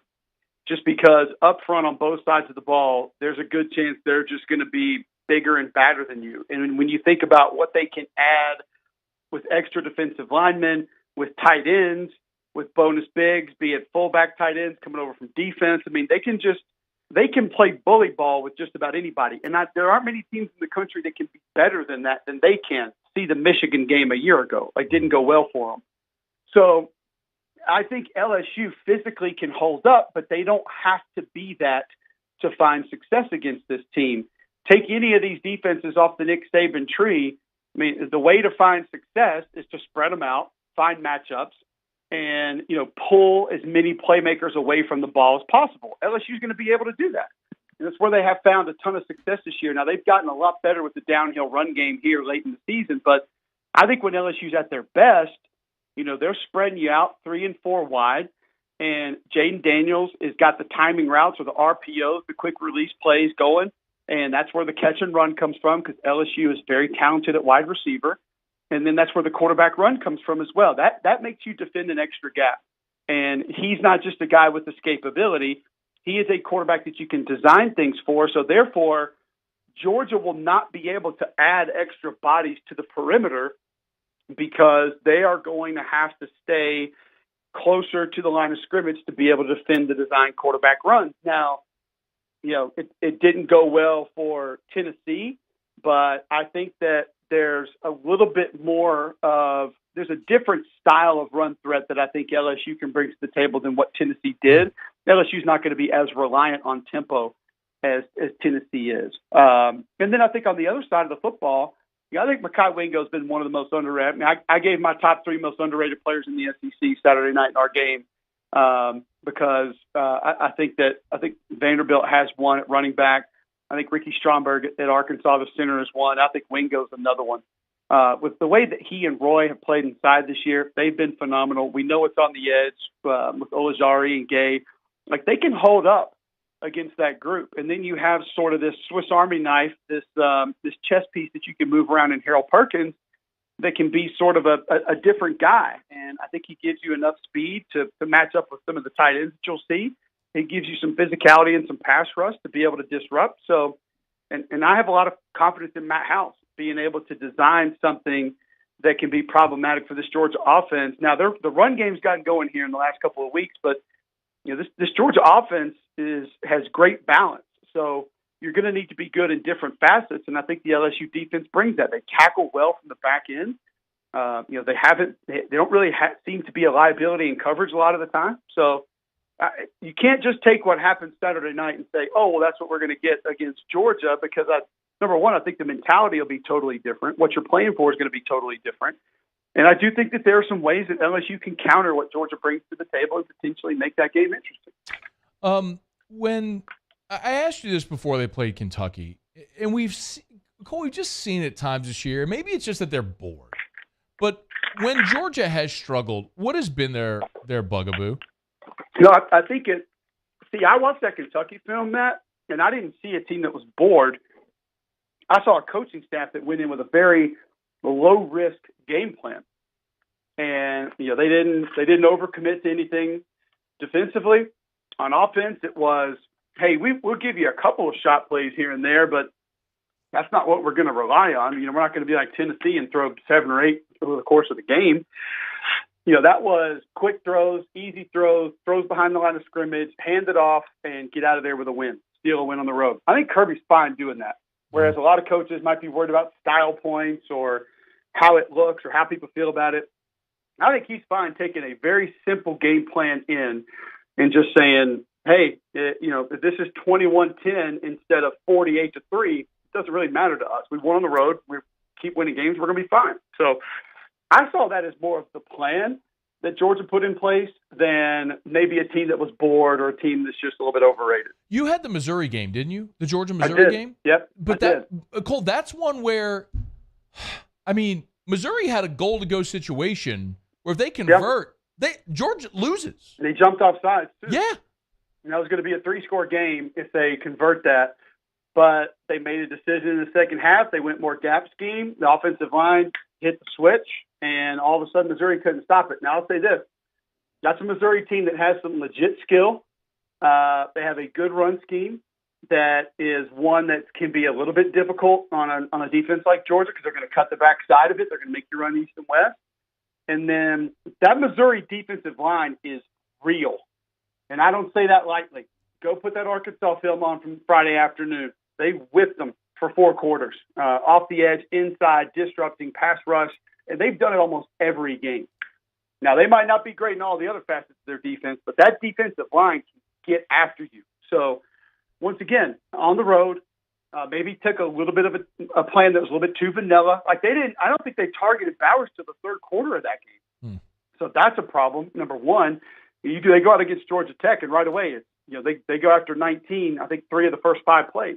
So there was some of the plan that I didn't like against Missouri, but I know they're 6-6, but there are pieces of that Missouri team that are a damn headache, and that defensive line is one of them. Cole Cubelic, SEC Network, Jocks FM there in Birmingham. He's on Twitter at Cole Cubelic. Hey, before you go, I got to get a thought on Hugh Freeze Auburn. I think he has a chance to win some games. I think he has a lot of things in place, a lot of things to steal a Brian Kelly phrase, alignment that could potentially allow him to find a lot of success. He's moving into a brand new football facility. He'll be the first head coach that'll be in it. Obviously, he has a great home field advantage. He's got a fan base that's hungry to go win games.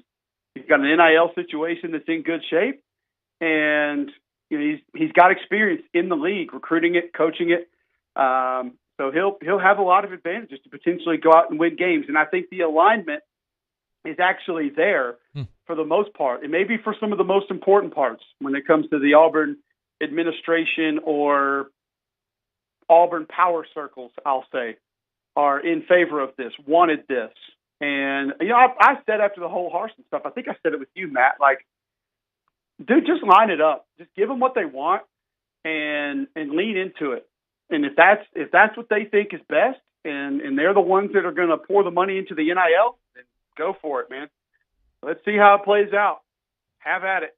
So he can call plays, and he's done it in this league, and he'll have the ability to go get good players. So I think he's got a chance to win some games. Cole Cubelic, he's on Twitter at Cole Cubelic. Y'all give him a follow, of course, with us, courtesy of our friends at Roosters Men's Grooming Center. Man, let's do it one more time next week to recap SEC Championship. Appreciate you being with us every Monday all throughout the year, man. It's been fun. I know we've really enjoyed these combos, man. We appreciate you. Listen, if you need a motivational kick in the rear like Thursday, Friday, just give me a call. Don't be afraid. I can hop on for a couple of minutes and kind of get you going again here. Are you going to be in Atlanta? I will most likely go to the game, yes. Okay. I usually get the invitation from the league to go and just kind of hang out with them. So my wife and I probably head over. Let me just tell you, after 15 weeks of being gone covering football, there's nothing my wife loves more than going to a football game the next weekend. But I also think she's like, get away from the kids for a day? Yes. Yeah, let's go.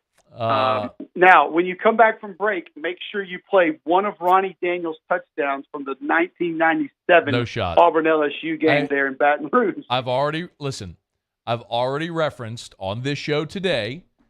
Again, so you need to understand, like, I've been kind of doing the pep talks. I already referenced Damian Craig in 1997, okay, on the day where Cecil Collins went wild and Damian Craig led the touchdown drive and Wade Ritchie tried a 67-yarder that got blocked. All that stuff, because the LSU in 97 and then in 96 shared the West and didn't get to go to Atlanta. So going to Atlanta for a long time here felt like forbidden fruit, man. I never take these for granted, ever, when LSU gets to go.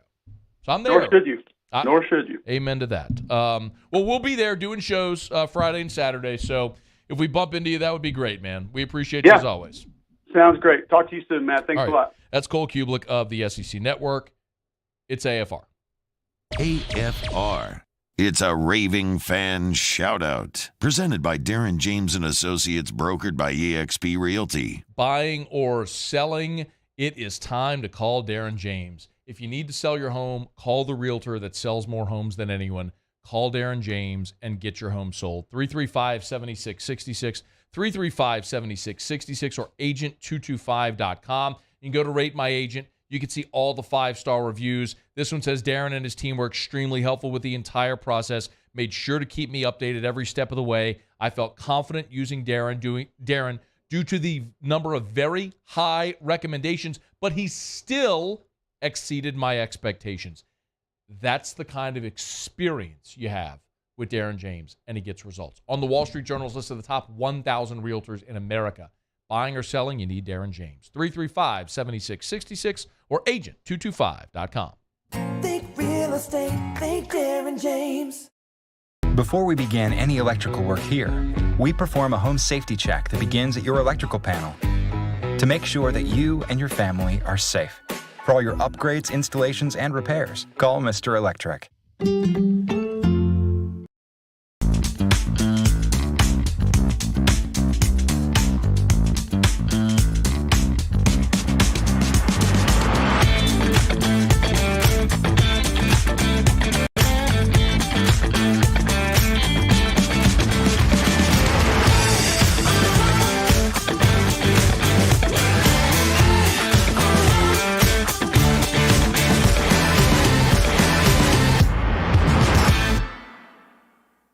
Gulf Coast Office Products is a nationally recognized Savin office equipment dealer based right here in Louisiana. Over 100 employees strong, Gulf Coast has the boots on the ground to support all vertical markets, from education, engineering, legal, and finance. With the latest in office technology, from desktop to production segment units, Gulf Coast and Savin have the perfect fit for you. Call 225-756-2644. That's 756-2644 for Gulf Coast Office Products.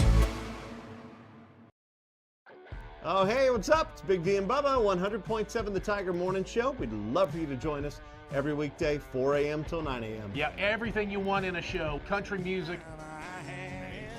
We got laughs. We got celebrity in-studio guests.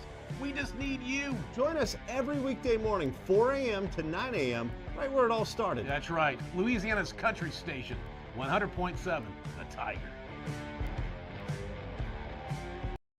ServiceMaster Elite create clean, disinfected work environments. As a local business, we take pride in serving the New Orleans and Baton Rouge areas.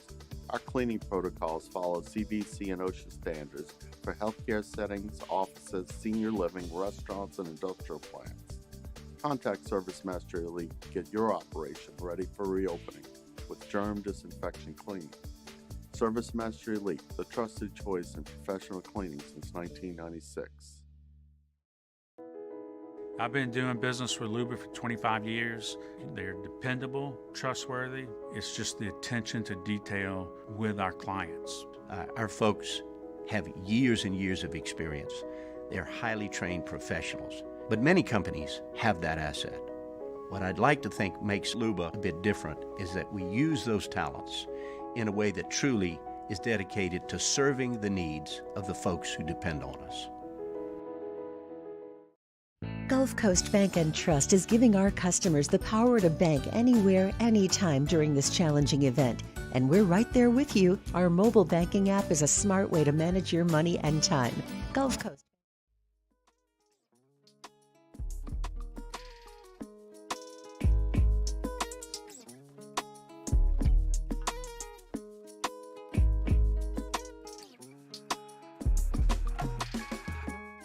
After further review with Matt Moscona, presented by Relief Windows. Windows, doors, siding. Call 288-8138 or visit reliefwindows.com. ESPN Baton Rouge, New Orleans, Alexandria.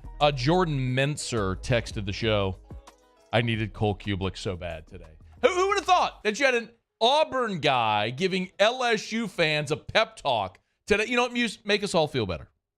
Three-man rush. Randall stops, throws it as far as he can.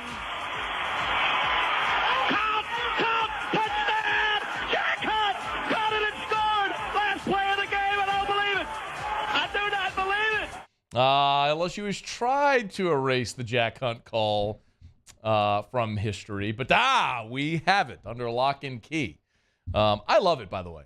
I love that Jim said Jack Hunt. I've said this on the air forever, and I know he feels terrible about it, but I think it's, and if you listen to the duration of that call, after he loses his mind, because why wouldn't you lose your mind? He circles back and goes, I think I said Jack Hunt, and I'm sorry if I did. Like, he didn't even remember what he said, because in that moment, it's like, it's such a wackadoo thing that he called the black receiver a white defensive back. I mean, it's like, how? I get it, one wore 9, one wore 8, but, like, it's just stunning in the moment. You're not in any way thinking like that was going to happen. It was stunning. Anyway, but I love the call, and I love Jim Hawthorne. So no disrespect at all to Chris, but just, Jim was the voice of my childhood and my life. He's the LSU voice of my life, like how people would say, John Ferguson or J.C. Polidge back in the day. So anyway, shout out Jim Hawthorne, wherever you are, if he's listening. I don't know if he is. Probably isn't, but shout out if he is.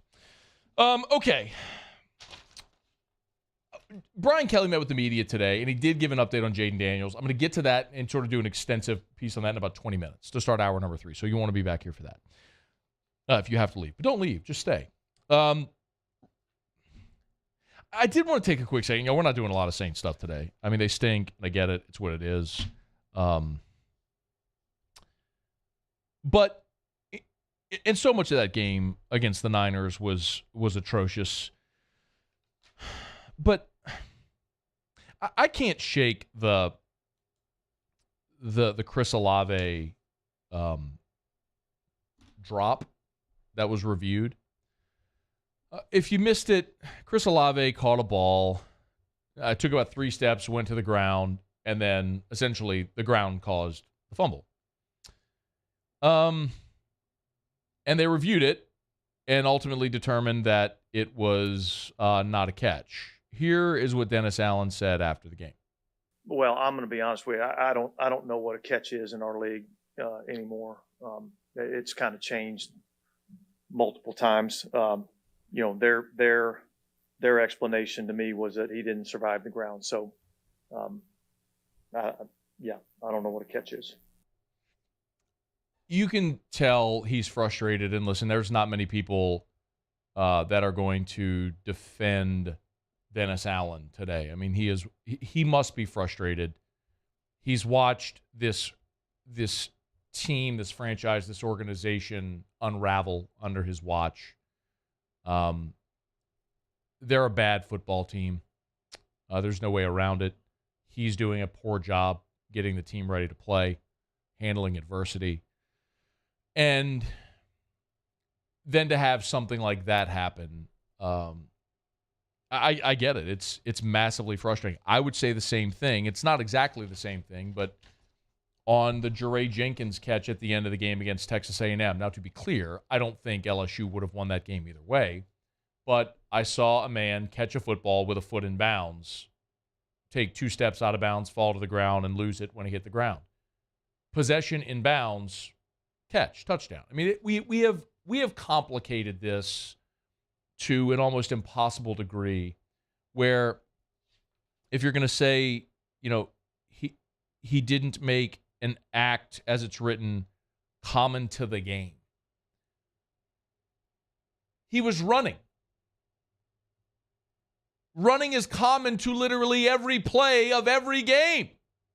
And the man took 3 steps. I'm with him. I get the frustration. And it's very disappointing. The flip side of it is it was a very, very good game for Chris Olave, who continues to be one of the bright spots in an otherwise lost season. Olave had 5 catches for 62 yards and would have gone, well, he would have approached 100. That was about a 30-yard, 30, I think it was right at 30 yards that they waved off. So he would have been right at 100 yards. For what it's worth, our friends over at DraftKings have Rookie of the Year odds for the NFL up right now. And Chris Olave is right in the mix. Kenneth Walker currently has the best odds at excuse me. I had it. I was trying to pull it up here. Forgive me. I fat finger tapped the wrong link. But Kenneth Walker currently has the best odds for Offensive Rookie of the Year. And Chris Olave is right behind him. Here it is. My apologies.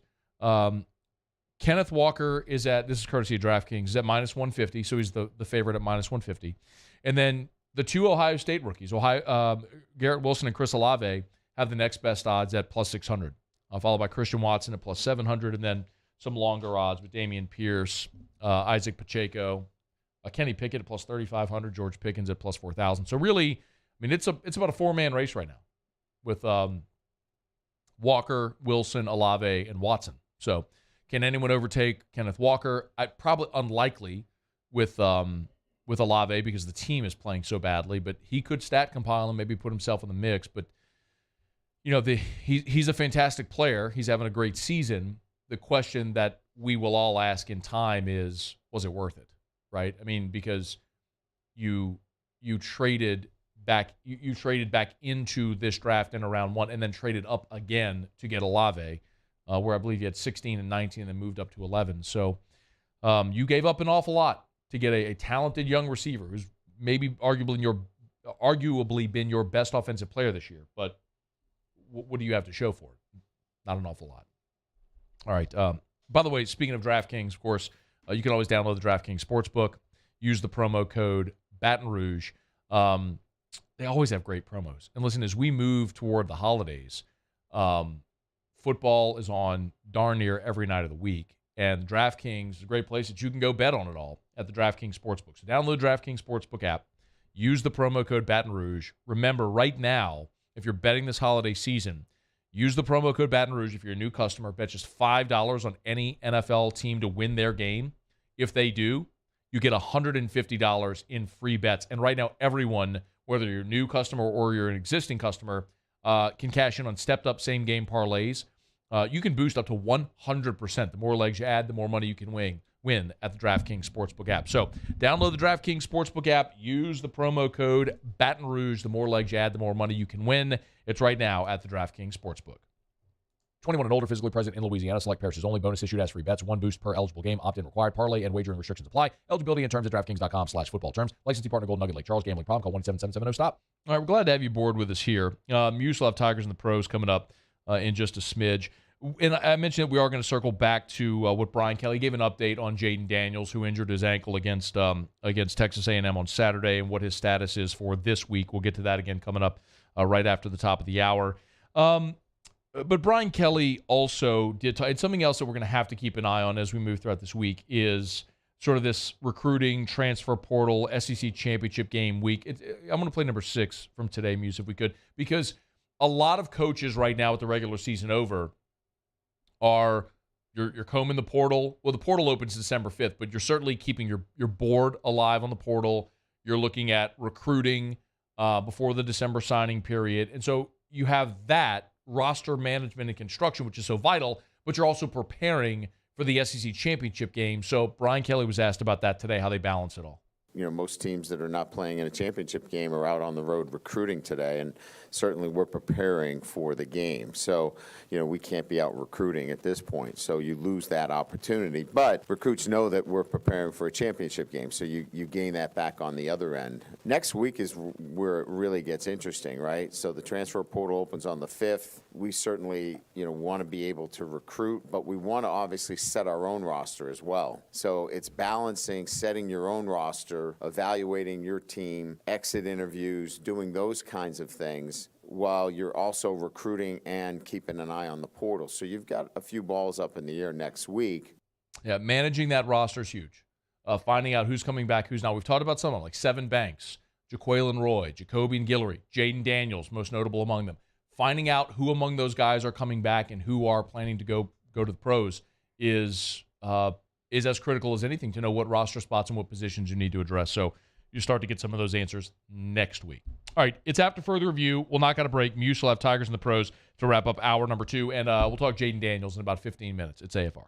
AFR. Brought to you by River City's 1 Hour Air, where they're always on time, or you don't pay a dime. 752-0001, 752-0001, 752-0001, or 1hourbr.com if you spell it out. That's where you can get the all of the great information. And remember, I love sharing great 5-star reviews with you. This is a 5-star review that came from Michelle Rhodes. She said, 1 Hour AC has been my AC and heating company for many years. I trust them. They're always professional and on time. Excellent service. Kevin is professional, courteous, and informative. He went above and beyond. We will ask for him next time. That's another 5-star review from River City's 1 Hour Air. And they have more than double the amount of 5-star reviews of the next closest competitor because River City's 1 Hour Air has been serving our community for more than 40 years. Look for the big yellow vans and trucks with the giant clock on the side. Remember, they're always on time or you don't pay a dime. Nights, holidays, and weekends, it's River City's 1 Hour Air. 752-0001. I've been doing business with Luba for 25 years. They're dependable, trustworthy. It's just the attention to detail with our clients. Our folks have years and years of experience. They're highly trained professionals. But many companies have that asset. What I'd like to think makes Luba a bit different is that we use those talents in a way that truly is dedicated to serving the needs of the folks who depend on us. There it is, the extra mile, on the border of expected and extraordinary for those willing to go further, like vans customized for work or play, with safety and tech to keep you connected, supported by a 5-star sales, service, and finance team, and backed by the 1-star you know. So go the extra mile. It's never crowded, because so few have what it takes to go there. Mercedes-Benz Vans. Louisiana. It's a place defined by culture, by pride, by passion, by people who do more than love this place. They celebrate it, elevate it, champion it. They are the individuals who embody what makes Louisiana great. The companies that make Louisiana a better place to work and live. The nonprofits leading transformational change in our communities. Champions of Louisiana are all around us, and LWCC is proud to celebrate them because we've always been Louisiana loyal, supporting the workers, the innovators, the change agents of this great place we call home. Who are the champions around you? Together, we can share their stories. Together, we can help our home state thrive. Together, we are Louisiana loyal. Always.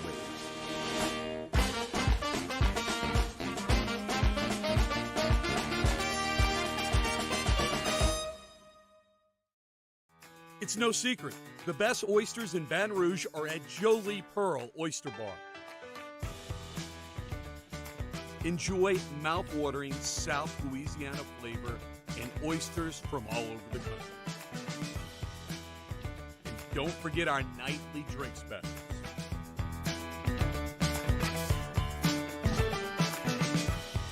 Jolie Pearl Oyster Bar, located in downtown Baton Rouge. Eli's always been into grilling. It took us a while to see it, but the signs were there. What are you doing, Eli? I knew grilling was my thing. I have been talking about it throughout my career. Happy with the results? I am. Got the new grill from barbecueguys.com. It performed great.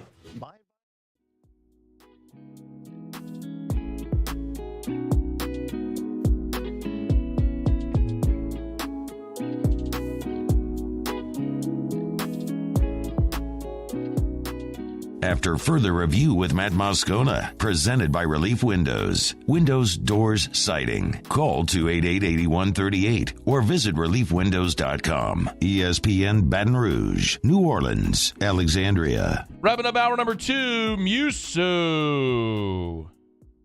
Tigers in the pros. Tigers in the pros. They still bleed purple and gold. They're just really rich now. Presented by Lee Michaels Fine Jewelry. Lee Michaels Fine Jewelry, where Baton Rouge gets engaged.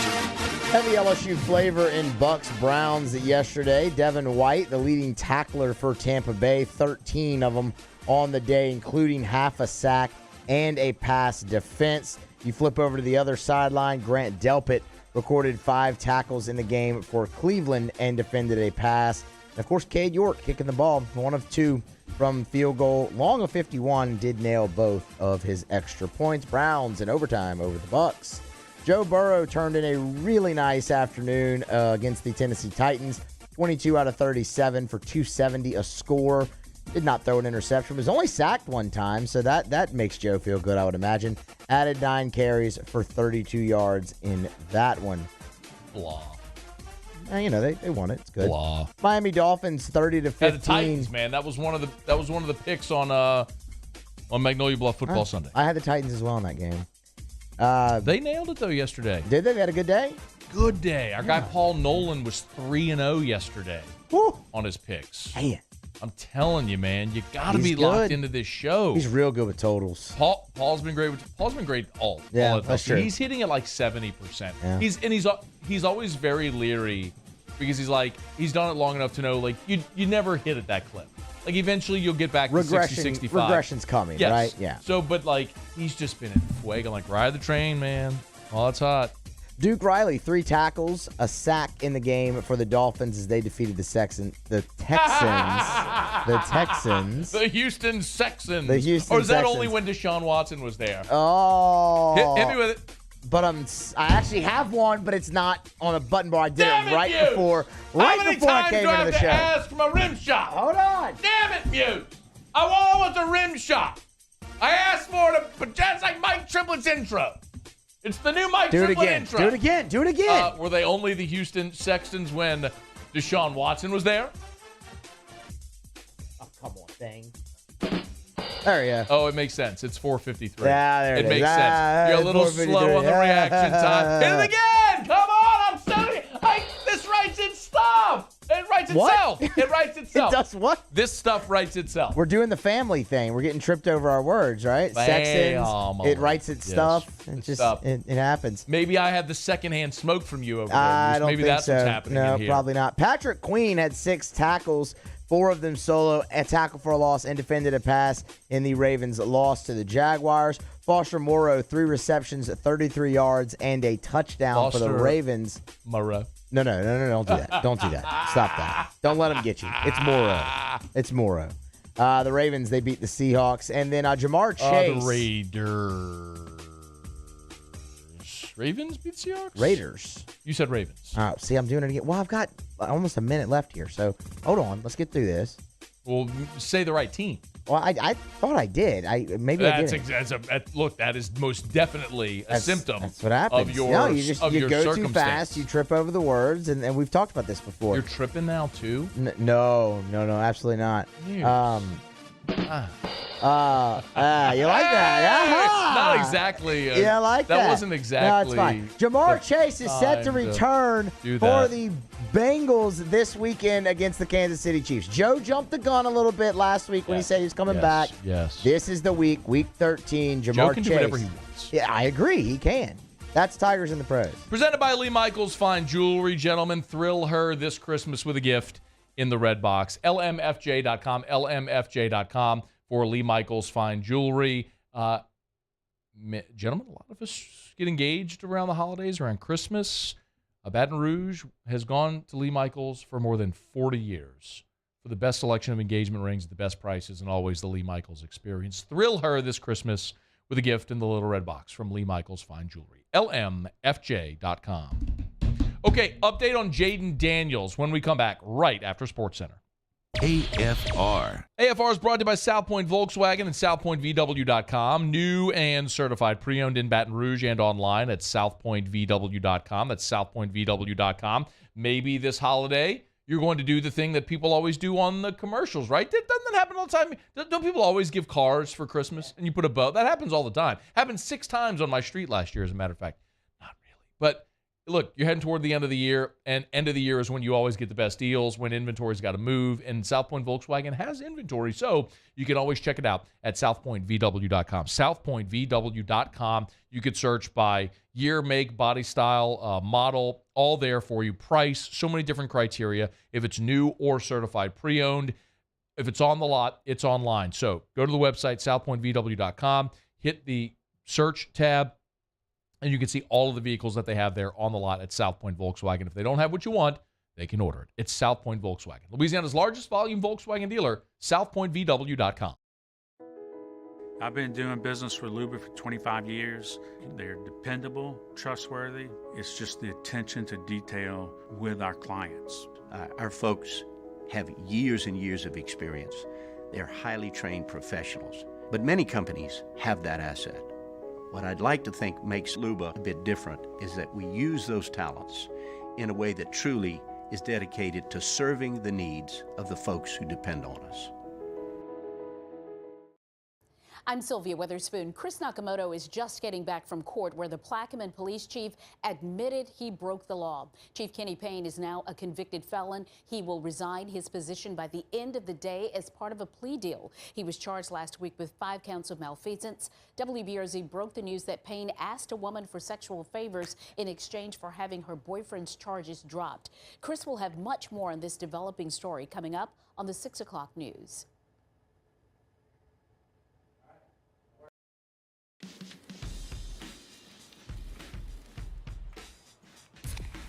Light beer shouldn't taste like water. Miller Lite has more taste and only 96 calories. It's Miller time.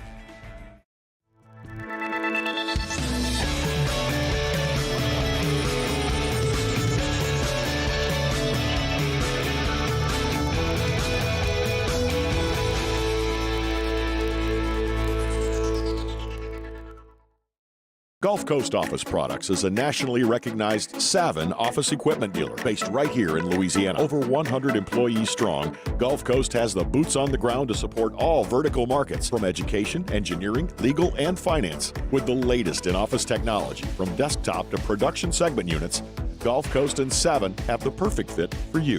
Call 225-756-2644. That's 756-2644 for Gulf Coast Office Products.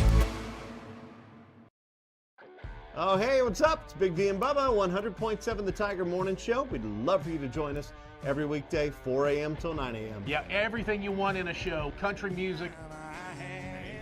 We got laughs. We got celebrity in-studio guests. We just need you. Join us every weekday morning, 4 a.m. to 9 a.m., right where it all started. That's right. Louisiana's country station, 100.7 The Tiger. There it is, the extra mile, on the border of expected and extraordinary, for those willing to go further. like vans customized for work or play. With safety and tech to keep you connected. Supported by a 5-star sales, service, and finance team. And backed by the 1-star you know. So go the extra mile. It's never crowded because so few have what it takes to go there. Mercedes-Benz Vans.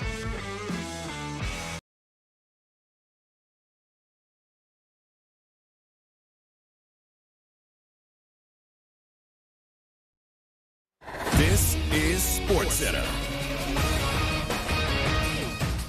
I'm Christine Lisi. Liberty's Hugh Freeze agreed to a deal to become Auburn's next head football coach, reports ESPN's Chris Lowe. Freeze widely regarded as one of the top offensive minds in the game. New Nebraska coach Matt Rule has signed his 8-year, $74 million contract. He's among the top 10 highest-paid coaches in the country.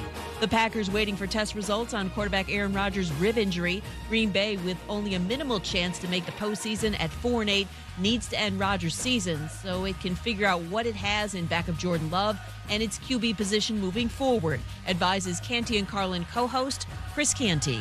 You got to make a decision on Jordan Love's fifth-year option, Carlin. That has to happen in the 2023 offseason, and I think giving yourself a 5-game sample size in order to get as much information as you can might not be the worst thing. And then, oh, by the way, Carlin, just so happens to be an opportunity to showcase Jordan Love if, in fact, you do want to move on from him. Today, the Browns officially added quarterback Deshaun Watson to their 53-man roster, clears the way for his Cleveland and season debut against his former team, the Texans, on Sunday. ESPN Radio is presented by Progressive Insurance. Progressive offers a great price and round-the-clock protection when bundling home and auto. It's one of those rare times where you could save money and get something great. Bundle today at Progressive.com. Matt Moscona. I'm very important. After further review. Say one more time. After further review with Matt Moscona. And here we go. ESPN Baton Rouge, New Orleans, Alexandria. Live from the Mercedes-Benz of Baton Rouge studios. Let's ride.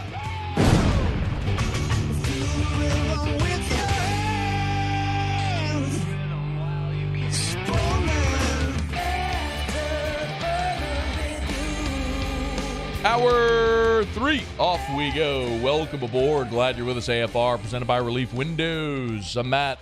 This is Shaq O'Neal, and I hate Matt. Paul O'Neal. They're chanting Paul O'Neal's name. Muso.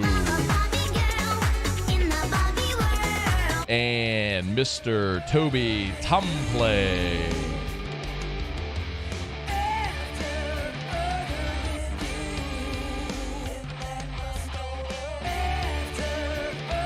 All right, we're here. Glad you are as well. 5 o'clock quitting time. Glad you are driving home with us. Shout out Braden LaRussa, senior at Catholic High, has been shadowing me all day.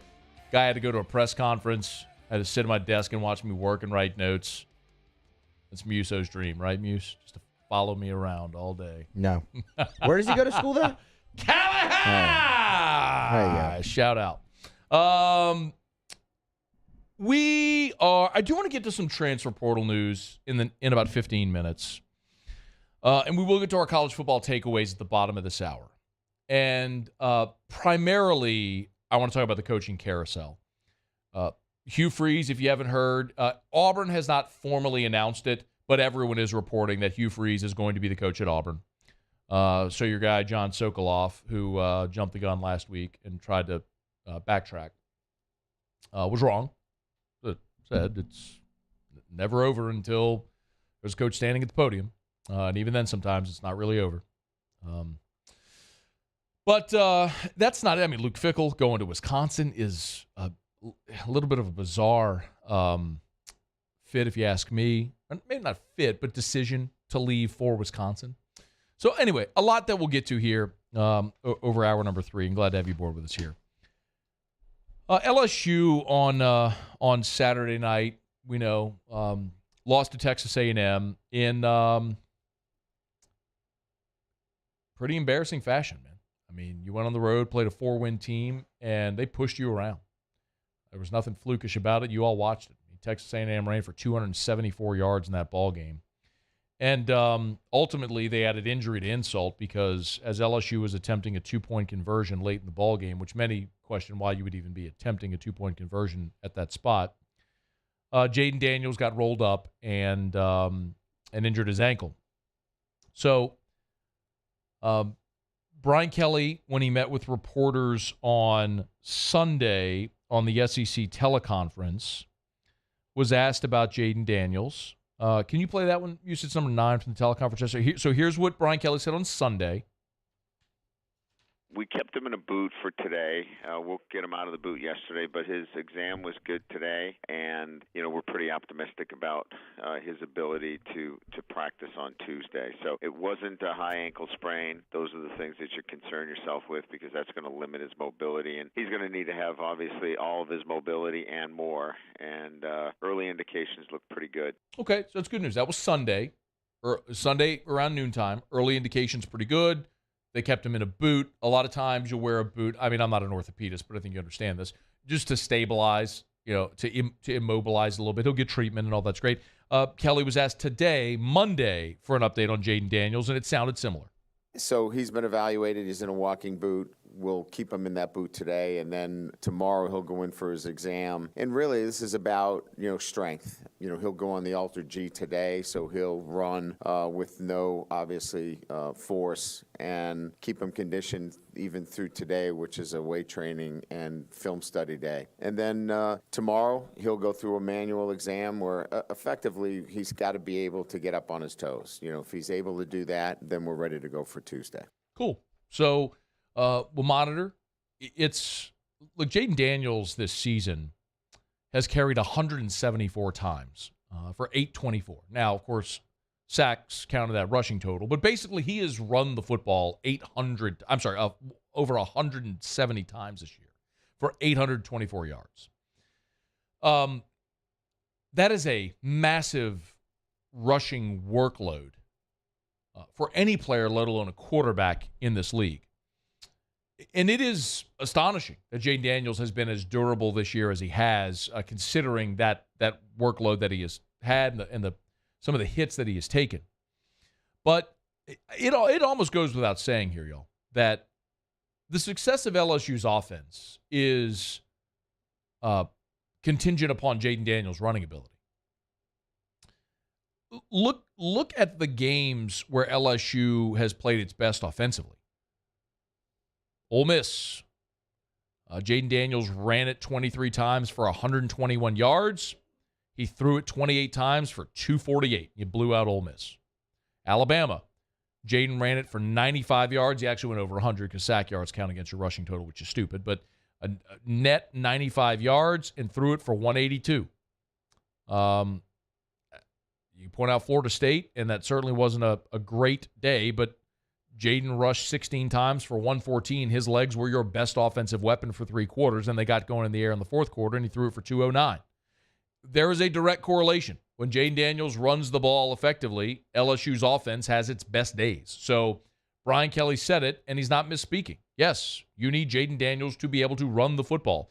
LSU this season has accounted for over 5,200 yards of offense. Jaden Daniels, 3,390 of them. That equates to 65%.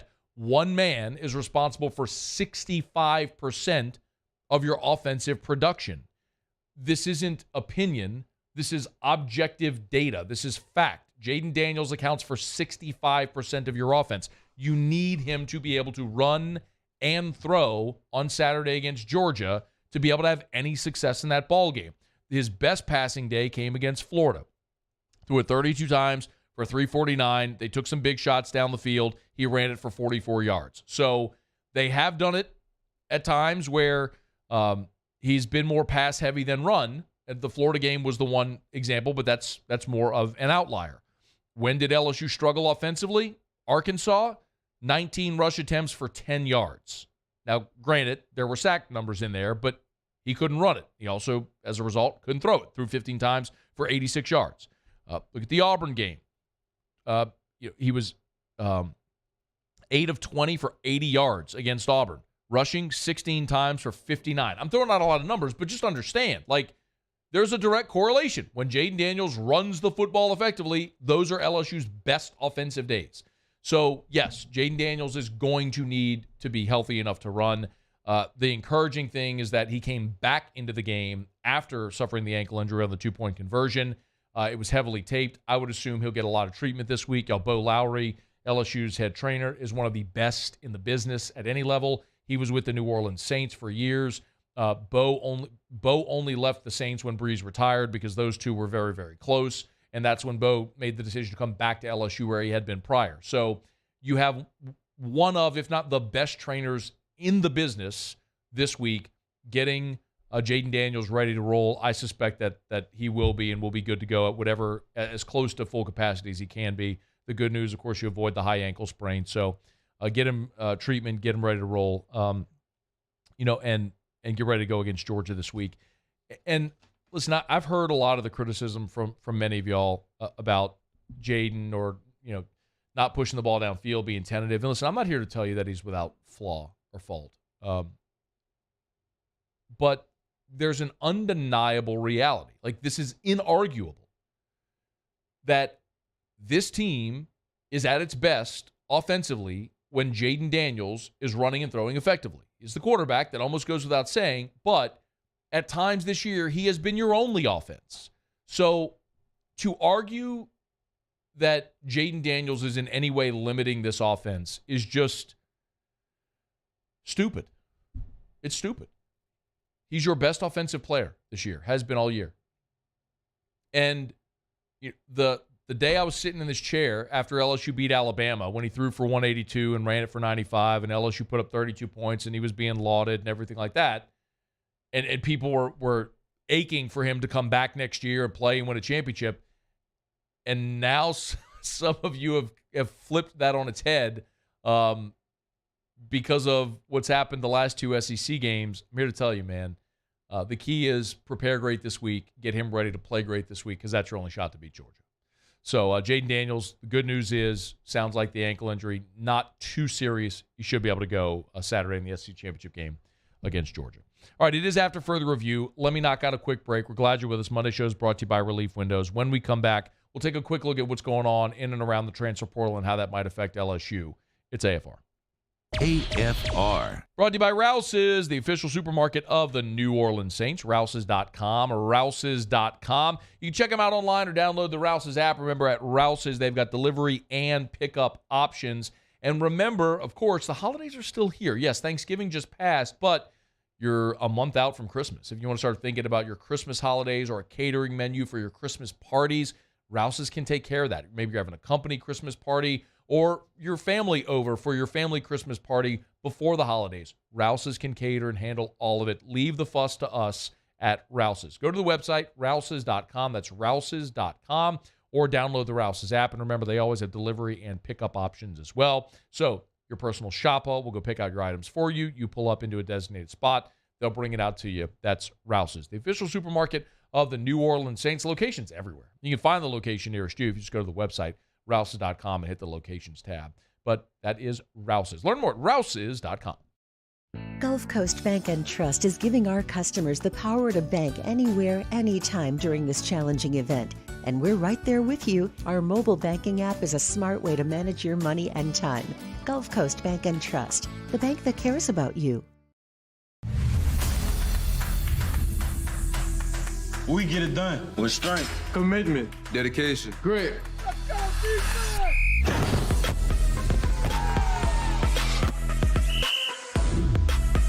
We get it done with passion for our fans and love for our community. We are the Tigers. Get it done. Let the values of the purple and gold be in your starting lineup this season. And as always, get it done.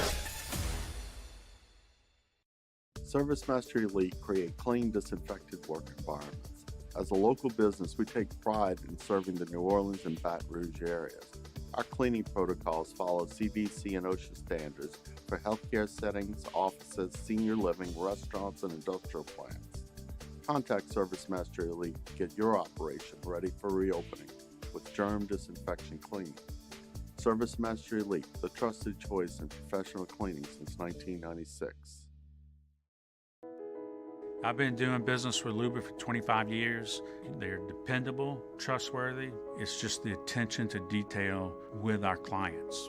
Our folks have years and years of experience. They're highly trained professionals. But many companies have that asset. What I'd like to think makes Luba a bit different is that we use those talents in a way that truly is dedicated to serving the needs of the folks who depend on us. Louisiana. It's a place defined by culture, by pride, by passion, by people who do more than love this place. They celebrate it, elevate it, champion it. They are the individuals who embody what makes Louisiana great. The companies that make Louisiana a better place to work and live. The nonprofits leading transformational change in our communities. Champions of Louisiana are all around us, and LWCC is proud to celebrate them because we've always been Louisiana loyal, supporting the workers, the innovators, the change agents of this great place we call home. Who are the champions around you? Together, we can share their stories. Together, we can help our home state thrive. Together, we are Louisiana loyal. Always.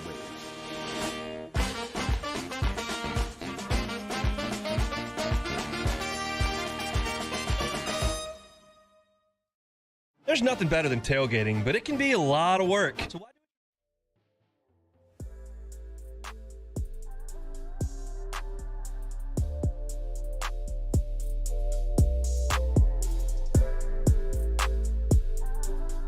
After further review with Matt Moscona, presented by Relief Windows. Windows, doors, siding. Call 288-8138 or visit reliefwindows.com. ESPN Baton Rouge, New Orleans, Alexandria. You know, we're at that level of, conscious competence. We know what to do. We know how to do it, but it's really hard for us. And we want to get to, where it's unconscious competence. We don't have to think about it. It's just we do it, and we do it the right way every day. And I think it's still a process for us. They understand it a lot better. So I think that's where that level is, but we still have another level to go.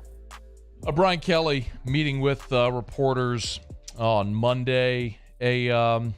Such a conflicting time, man. You're bitterly disappointed because of what happened on Saturday in College Station, but you also realize you got an opportunity to go take your cut at number one in the country and try to win the SEC on Saturday. But Brian Kelly was very clear that there will be no letdown this week. The players know they let something get away from them, but they are eager to make amends for that and go win an SEC championship. And the players sounded like that as well. B.J. Ojulari was asked, the mindset of this team after the loss on Saturday. Very disappointing loss this past Saturday. Hats off to Texas A&M on playing a great game, calling a great game, and finishing their season out the right way. But on the player standpoint, we all know what the task at hand is, and we're still going to have to go out to Atlanta and play our best game. We know our potential. We know how we can play and the level that we can play at. So this week is just focusing on us, having a great week of preparation, and getting ready to play UGA. Ojulari has been such a great leader, and it's really cool for him too, man, who came to Baton Rouge as such a highly recruited guy and went through the crappy COVID year, and then last year with coach getting fired halfway through the season, and to have this opportunity to win the West, to beat Alabama, to go back to his home state there in Atlanta, to be able to play for an SEC championship against the Bulldogs, where his brother starred, of course. Really cool story for B.J. Ojulari. Also today, Brian Kelly gave an update on Jarek Bernard-Converse, who obviously with the concussion did not play against Texas A&M on Saturday, and he was missed. But here was the update from Monday on Jarek. He will practice on Tuesday, non-contact. If he gets through that non-contact practice, then he'll be fully cleared. So we're expecting that he'll be back for us. That's fantastic news. You'll need him. Listen, Georgia, their receiving core isn't this year what it's been, but they're obviously dominant in the run game and with their tight ends. We'll preview Georgia much more as we go through the week, but having Jarek out there, it just been, look, without Jarek, they moved Jay Ward outside and put Sage Ryan on the field. It's just you're taking your best defensive back off the field. and you're obviously better with him on. That goes without saying. Also, Brian Kelly said Josh Williams should be good to go, but hear it from Josh Williams. He was on the conference call today with players and updated his knee injury. My knee is doing better than it was last week. Last week I started running more on the grass, and the coaches wanted to hold me back and make sure they played it smart for this week. So this week I'm feeling better, and I'm progressing for this weekend.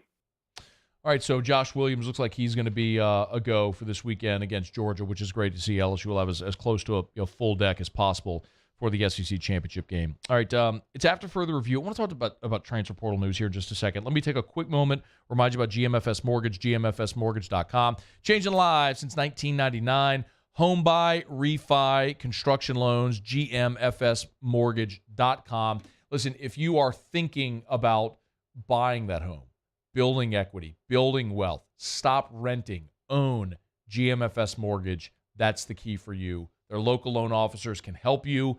They're all over the state of Louisiana. So go to the website, hit the loan officers tab, find a local loan officer nearest you, and let them get to work to find out how you can start building wealth by owning that home. You might think you don't have enough money for a down payment. It just doesn't matter. There's some zero down payment loan options as well. If there's a loan option, they'll have it, and they'll help you. It's GMFS Mortgage, gmfsmortgage.com, changing lives. With the regular season ending for a lot of schools on Saturday, this past weekend, I should say. Today's the day you're starting to see the coaching carousel start to spin, and also the transfer portal news hit pretty hard and heavy. So it's tough today because we're talking a lot about LSU playing a game, but Brian Kelly even addressed it. Normally, coaches are out recruiting this week. They are starting to put together their roster for plans for next year, who's coming back from your current roster, who's going to the draft or portal. And LSU's got to put all that off for a week. But you're starting to see some pretty interesting names jump in the transfer portal, and primarily I'm talking about at quarterback. Luke Altmaier from Ole Miss, he has entered the transfer portal. Paul Tyson from Arizona State. Cade McNamara from Michigan. Remember, Cade McNamara went to Michigan back in the class of 2019. He was originally committed to Notre Dame and Brian Kelly. Remember this. Cade McNamara was committed to Notre Dame, Brian Kelly, flipped to Michigan, went there, waited his turn behind Shea Patterson, started last year, got them into the playoff, lost his job this year to J.J. McCarthy. Now he's in the transfer portal. There are others. Davis Brin at Tulsa. Jeff Sims at Georgia Tech. There are some names We talked about quarterback from Arkansas. I'm totally blanking right now. Help me. Help me. I'm blanking. We did it around the SEC. The guy who started against LSU. I'm blanking. Anyway, you've got a growing list of players in the transfer portal. Will you have it? Malik Hornsby. Okay, I blinked as well. Sorry. Yeah. Hornsby jumped in the transfer portal today as well. And some of you may roll your eyes at this, but LSU can't ignore the transfer portal at quarterback, in particular if Jaden Daniels goes pro. Now, I don't know what Jaden Daniels is going to do. I don't have any inside information. All I've shared with you is what I was told when he committed to LSU and signed last year. So Jaden Daniels is ultimately going to go through this process and make that decision that's best for him. If he comes back to LSU, then you don't need to address quarterback in the portal. You've got your returning starter back, you've got Garrett Nussmeier, you've got Walker Howard, and you've got Ricky Collins coming in. That's 4. Every class is represented. You're good. But if Jaden Daniels goes pro, you've got to address quarterback in the portal. That is the benefit of the transfer portal. In years past, if you took a transfer quarterback, they had to sit out a year. So they were essentially forfeiting a year of eligibility, and you were essentially skipping a recruiting class from the high school cycle, banking on this guy hitting and making it work. Look, LSU brought in Zach Mettenberger. Now, Mettenberger was eligible in 2011 when he showed up, but he sat and then got his opportunity in 2012 because Mettenberger went the JUCO route. But that's why it's rare that you see it.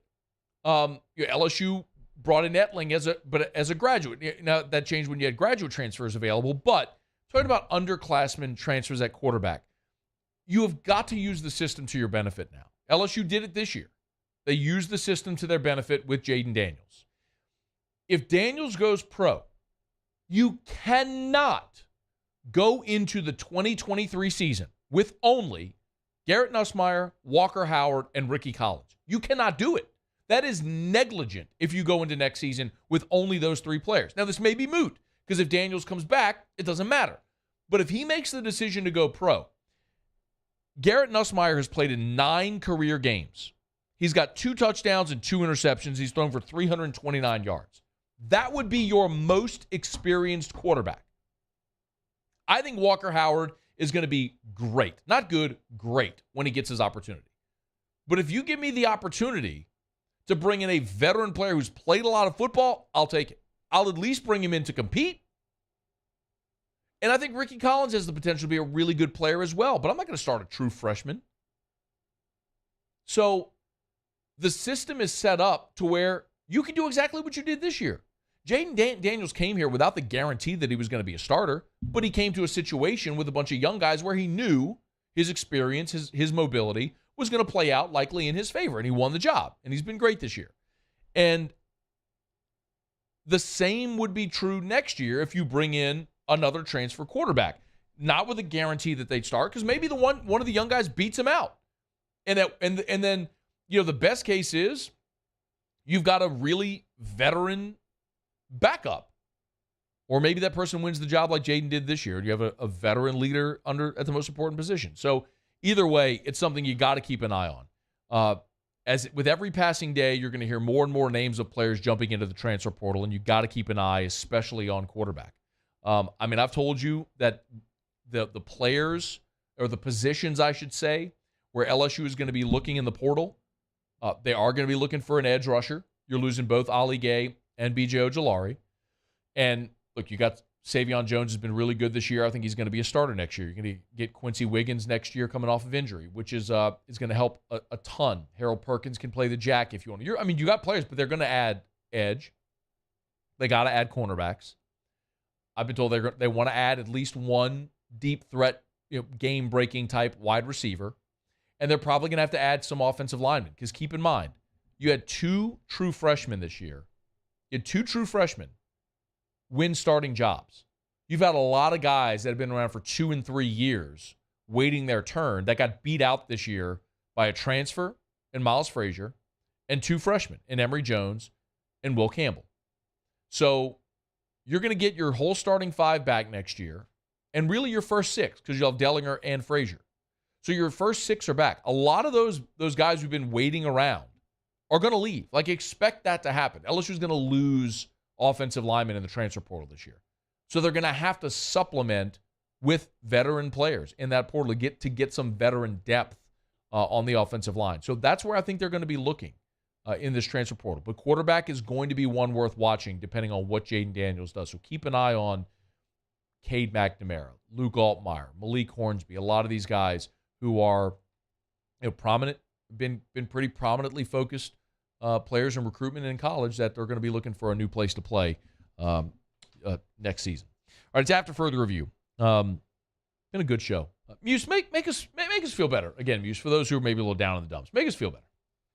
Manning in the shotgun, puts Collie in motion, looks in his direction. It's picked off! It's picked off! It's Tracy Porter again! He's running free! He's going to go all the way! Handout stretch! It is a Saint touchdown! 70 yards on the return! 70 yards on the return by Porter! He did it to Favre, and now he's done it to Manning! Don't you feel better? Even just for a moment, did it make you feel better? That always makes you feel better. Paulie, did that make you feel better? I mean, this guy's got a big fleur-de-lis on the back glass of his truck. Did that make you feel better? His mic's not on. Yes, it is. Nope, it's not. I don't think it's plugged in because I'm looking at it. It's on. And he's in, yeah. Are we here? There you go. Was your mic not plugged in? Yeah, it came unplugged. Who unplugged your microphone? I don't know. Did you unplug your microphone? I don't think I did. You don't think you did? No. Were you sabotaged? I might have Maybe been. it was the Guarantee Ghosts Could that have been. unplugged Paulie's mic. This building's haunted, by the way. Anyway, did that make you feel better? I feel fantastic now. Doesn't it? I mean, my goodness. Tracy Porter, pick 6. My goodness. Listen, said it at the open of the show today. This weekend sucked. LSU blew a big game. The Saints are terrible. But I'm not going to be. What did we say the guy's name was again? The cartoon walking around with the cloud or the rain cloud over his head? Joe Bistoff. That was definitely not pissed off. That's something like that. Because you put an I and an O and there's no vowels. The spluff.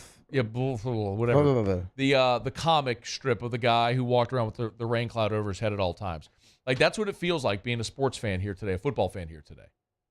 But we're going to do our best to purge that, I'm telling you. The SEC championship is not a consolation prize. I am fired up about watching LSU play Georgia, about getting a chance to go play the number one team in America and try to win the SEC championship, which I would love to pound your chest on that. Are you kidding me? LSU beat Georgia here in 2018 as a big underdog, blew them out in 2019 in the SEC championship game, and that's a Georgia team that has looked bored at times this year and certainly vulnerable. When they play their best, listen, when Georgia plays its best, they are the best team in America. I don't think there's a soul that would argue against that. The way they beat Oregon, the way they dismantled Tennessee, they're awesome when they play their best. But if they look even slightly disinterested, they can got y'all. And I am looking forward to being in the Georgia Dome. Well, not the Georgia Dome. They blew that thing up a few years ago. In Mercedes-Benz Stadium on Saturday to watch that game. You want some more good news? You know some more good news, Muse? I do. How about this? All right. Saints are going to play the Bucs on Monday Night Football, right? That's going to happen. Tristan Wirfs won't be there. He won't.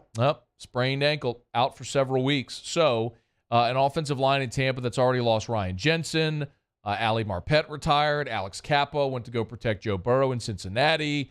Aaron Stinney was lost in training camp this year. That offensive line is now down. Tristan Wirfs, who, by the way, is the first. Did you know this? He's the 9th offensive lineman since 1990. Okay? 32 years. In the last 32 years, he's only the 9th offensive lineman to be named first-team All-Pro in his first 2 seasons. I did not know that. I did not know that. What a boy, Tristan Wirfs. I mean, good for you, dude. That's incredible. Big loss and there. Awesome that he's not going to be there a week from tonight when the Saints play on Monday Night Football. By the way, tonight it is the Colts and the Steelers on Monday Night Football.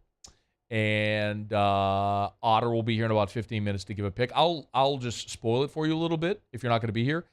Colts was a very popular pick. Colts was a very popular pick on Magnolia Bluff Football Sunday. You know what else was the consensus pick yesterday? What was that? The Jacksonville Jaguars. Oh. And that worked out pretty nicely. You know the one that was the kick in the nether region? You mentioned the Titans. Well, that wasn't close, though. Okay. The kick in the nether regions was the Chargers. So the Chargers. I also had the Chargers. There were 2 picks. It was the Chargers minus 2.5 and over, and it depends if you got it 48 or 49. So the 2-point conversion. So if you missed the game, the Chargers scored late and decided to go for 2 to win it, and they got it. So they won by a point. Had it gone to overtime, you had a shot to cover the minus 2.5, right? And you most certainly, absolutely, either way, would have covered the total of 49. Instead, you pushed on the total and lost on the spread because they went for 2. I got it at 1.5 right before kickoff, so I was real pleased with the 1-point win there. Yeah, that was fun. That was fun. Always fun when you can lose by a hook. I had the Packers last night. There you go. Plus 6.5. Freaking missed PAT. Jerk. Poop mouth. Okay. We'll get to our college football takeaways from the weekend when we come back. We're glad you're here. Otter Locks in about 15 minutes. It's AFR. AFR. The holiday season is here. Such a festive time of year, and maybe nowhere more so than at the Baton Rouge General Hospital. No, seriously, like this, that may sound kind of odd, but every year the Baton Rouge General on Bluebonnet does their holiday lights.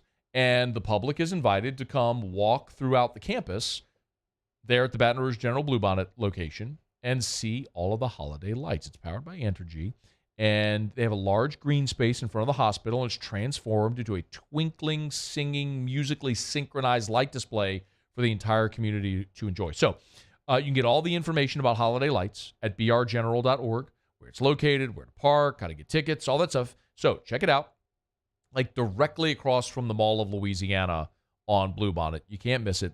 brgeneral.org for more info. brgeneral.org for the Baton Rouge General Hospital. Expanding healthcare in Baton Rouge. brgeneral.org. It's no secret. The best oysters in Baton Rouge are at Jolie Pearl Oyster Bar. Enjoy mouth-watering South Louisiana flavor and oysters from all over the country. And don't forget our nightly drink specials.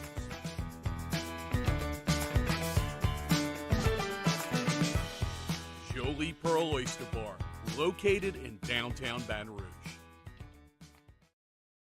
Eli's always been into grilling. It took us a while to see it, but the signs were there. What are you doing, Eli? I knew grilling was my thing. I have been talking about it throughout my career. Happy with the results? I am. Got the new grill from barbecueguys.com. It performed great. My advice, as I always told my boys, do more of what you were born to do. Barbecue Guys, for those who were born to grill. You want cheese on your burger, Pops? I'll take a little cheese. There it is, the extra mile, on the border of expected and extraordinary, for those willing to go further, like vans customized for work or play, with safety and tech to keep you connected, supported by a 5-star sales, service, and finance team, and backed by the 1-star you know. So go the extra mile. It's never crowded, because so few have what it takes to go there. Mercedes-Benz Vans. I've been doing business with Luba for 25 years. They're dependable, trustworthy. It's just the attention to detail with our clients. Our folks have years and years of experience. They're highly trained professionals, but many companies have that asset. What I'd like to think makes Luba a bit different is that we use those talents in a way that truly is dedicated to serving the needs of the folks who depend on us. Gulf Coast Office Products is a nationally recognized Savin office equipment dealer based right here in Louisiana. Over 100 employees strong, Gulf Coast has the boots on the ground to support all vertical markets, from education, engineering, legal, and finance. With the latest in office technology, from desktop to production segment units, Gulf Coast and Savin have the perfect fit for you. Call 225-756-2644. That's 756-2644 for Gulf Coast Office Products. Oh, hey, what's up? It's Big D and Bubba, 100.7 The Tiger Morning Show. We'd love for you to join us every weekday, 4 a.m. till 9 a.m. Yeah, everything you want in a show. Country music. We got laughs. We got celebrity in-studio guests. We just need you. Join us every weekday morning, 4 a.m. to 9 a.m., right where it all started. That's right. Louisiana's country station, 100.7.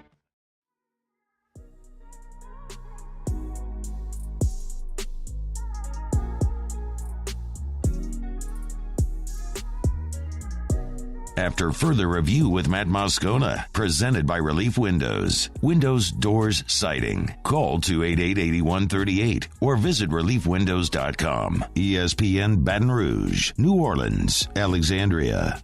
It is official. Auburn has now confirmed Hugh Freeze as their new head football coach. It had been widely reported, but Auburn has now made it official. Hugh Freeze is the new head football coach at Auburn. Of course, replacing Brian Harsin, who's fired midseason. Okay, let's do some college football takeaways. Another week in the books. What did we learn about the landscape of college football?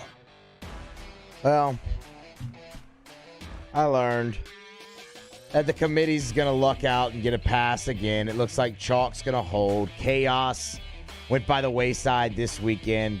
Pretty easy to just potentially be Georgia, Michigan, TCU, and USC after this weekend in the playoff. That's what happens every year. That's what I said. Unfortunately, again, they'll get a pass. I would like to go back 4 weeks. Potentially. 5 weeks. 5 weeks. Sat here and bemoan watching the stupid selection show when who was number one the first week? That was Tennessee. Yeah. The Tennessee Volunteers. Who was also in there? The Georgia Bulldogs. Who else? No, Georgia was not, by the way. Georgia was number 4. Alabama was in there at that point. No, Alabama. No, it was Georgia. Georgia was 4. There were not 3 SEC teams. I think Georgia. No, there wasn't. Georgia was 5. Tennessee was 1. Georgia was 5. I'm telling you. I don't think so. Anyway, point is, none of it mattered. Everybody was all mad about TCU being out of it. Now, guess what? It's in there too. Like, or 3, whatever they could be. It don't matter. Don't matter. It don't matter. So you're talking about these stupid rankings for this TV show matter. Don't matter. I just wanted chaos, and they don't have to make hard decisions for another year, and that's stupid. They never do. Paulie. I learned South Carolina is trending up, and Clemson is trending down. South Carolina beat Clemson 31-30 on Saturday at Gamecocks throttled Tennessee a week ago. Spencer Rattler looked great again.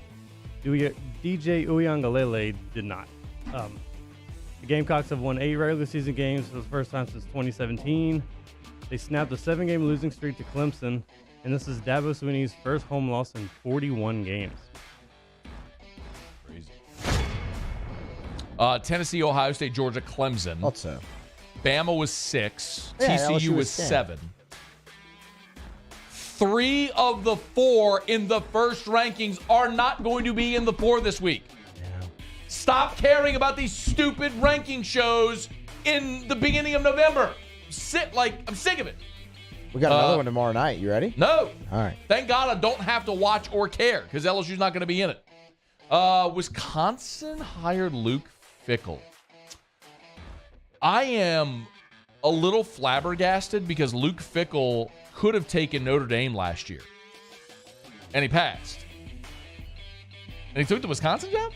That's as bizarre as PJ Fleck when his stock was that high, taking Minnesota. Could have done so much better. And I'm flabbergasted by it. For the first time all season, it looks like we have some clarity in the Heisman race. Caleb Williams is undoubtedly your front runner. Minus 2,500 now. A heavy betting favorite is Caleb Williams. Went off against Notre Dame. Even struck the Heisman pose. Did the USC quarterback. Don't go blow it against Utah. Watch him go lose this week. I was say, don't go blow it against Utah in the Pac-12 championship. Tulane makes the AAC championship. They beat the 2-time defending champion Cincinnati on Saturday. Or no, not Saturday. What was it, Thursday? Friday. Friday. You're right, Paulie. Over the weekend. It was Friday. Yeah, it was 11 a.m. Cash that ticket too, by the way. Hey. They're going to play for just their second conference crown since 1949. Ooh. Yeah, I don't care. I'm trying to keep my mouth shut on that. I just don't care. I don't care about Tulane at all. I was doing an interview on WNSP this morning, Mobile, and they were leading me in like talking about how bad the weekend was. Like, oh, but Tulane. I'm like, I don't care at all. Not an ounce about Tulane. I love Graf, Maddie, sideline reporter for Tulane. Shout out to all them. Glad like my friends, but I don't care about Tulane. Not an ounce. There's not an ounce of me that cares 1 iota about Tulane at all. Speaking of Tulane, Willie Fritz, he's leaving. He's going to Georgia Tech. Well, wait a minute. We don't know for sure. Back to the doldrums. 2-10 to 10-2, and now your coach is gone, and you're going to stink again. Hey, Ohio State. This is how Michigan felt for a very long time. Old Ryan Day doing his best. Jim Harbaugh winning a bunch of regular season games and then losing the ones that the fans really care about. And it's been pretty ugly the last 2 years. Michigan, at least for the last 2 years, the new power in the Big Ten.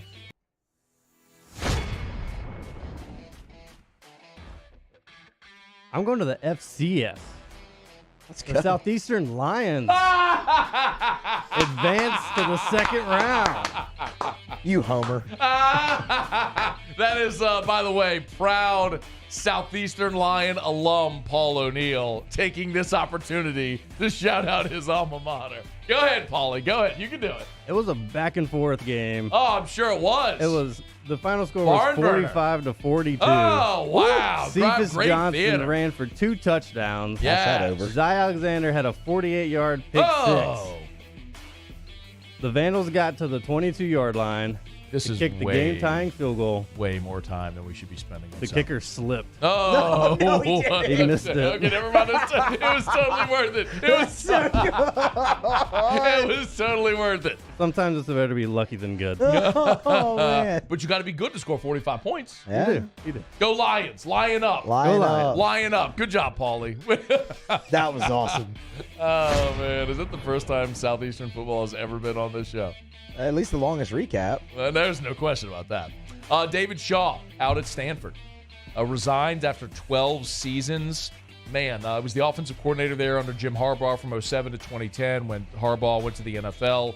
Shaw took over as the head coach. Of course, had great teams, Rose Bowls, Christian McCaffrey, Andrew Luck, and it all came to an end after a disappointing end. But David Shaw, 50 years old, I would assume will coach again somewhere, but the Stanford, another job that is opened after this week.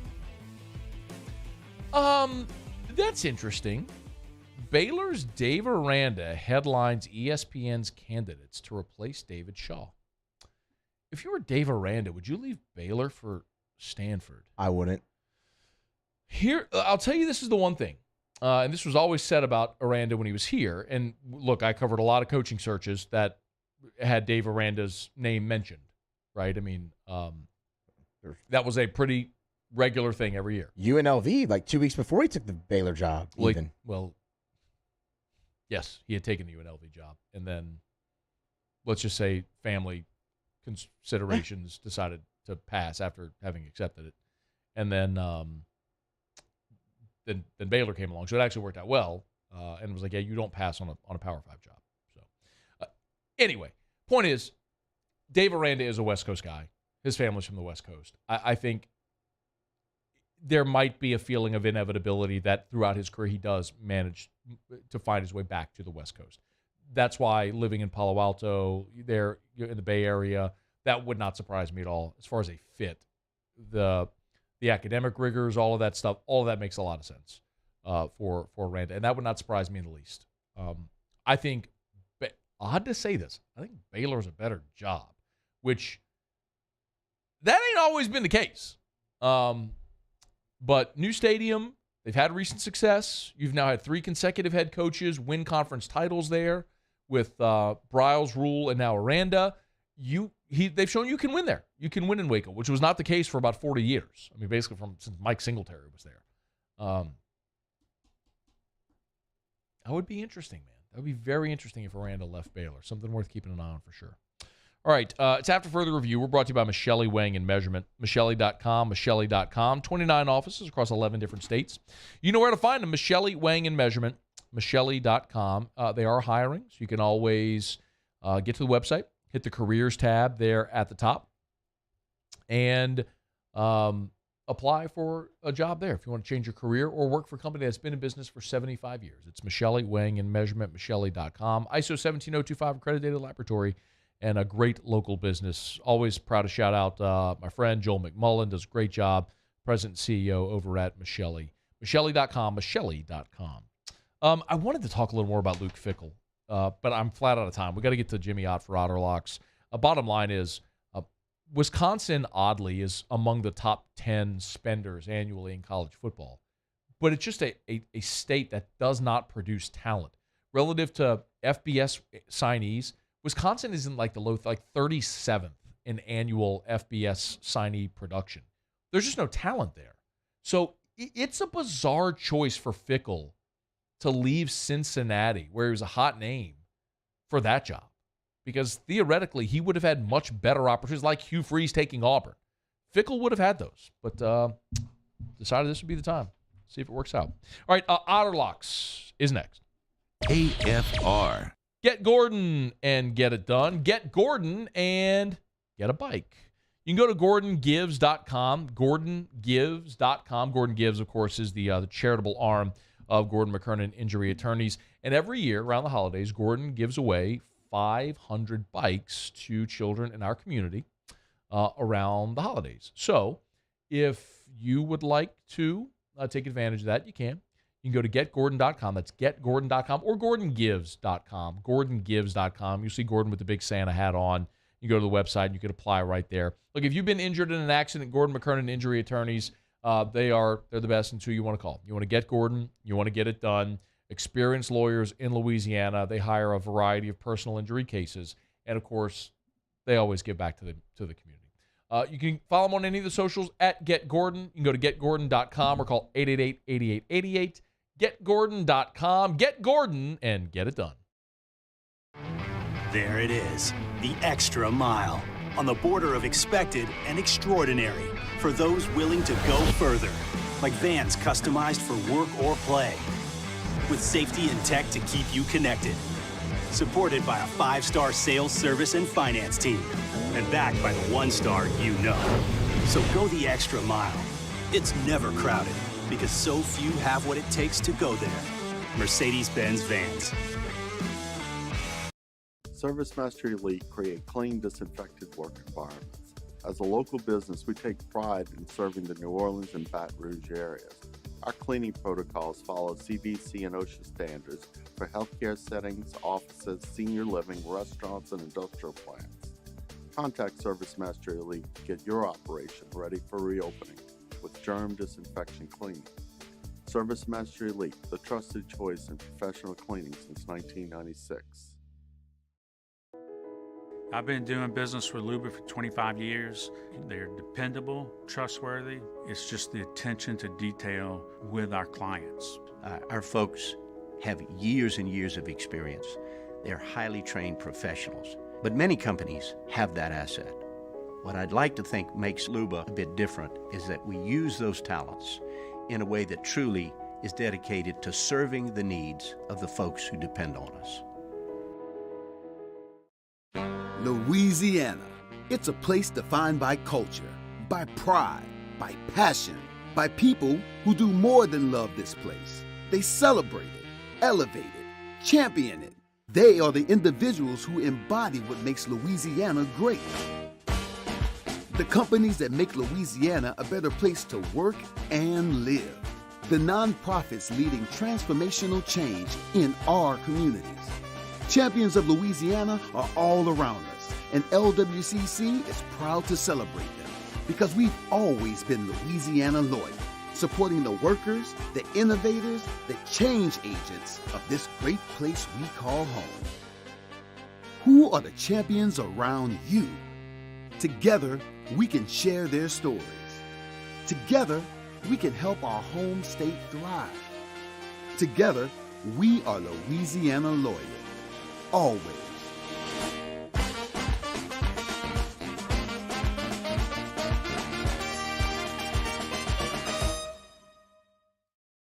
It's no secret. The best oysters in Baton Rouge are at Jolie Pearl Oyster Bar.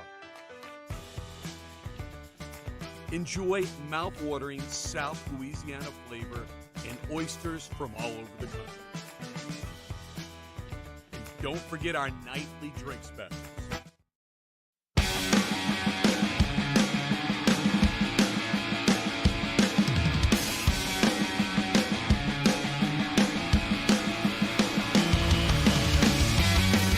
After further review with Matt Moscona, presented by Relief Windows. Windows, doors, siding. Call 288-8138 or visit reliefwindows.com. ESPN Baton Rouge, New Orleans, Alexandria. Down the stretch we come, final segment here on a Monday edition of AFR, presented by Relief Windows. One thing left to do. Let's find out what we're betting on tonight. Time for Otter Locks. Otter Locks. Presented by Lofton Staffing Services. At Lofton, we put people to work. Call us today at 924-0200 or go to lofton.jobs. So we turn to the one and only, the incomparable and all the incomprehensible, the Ott Father himself, Jimmy Ott. Otter, how are you?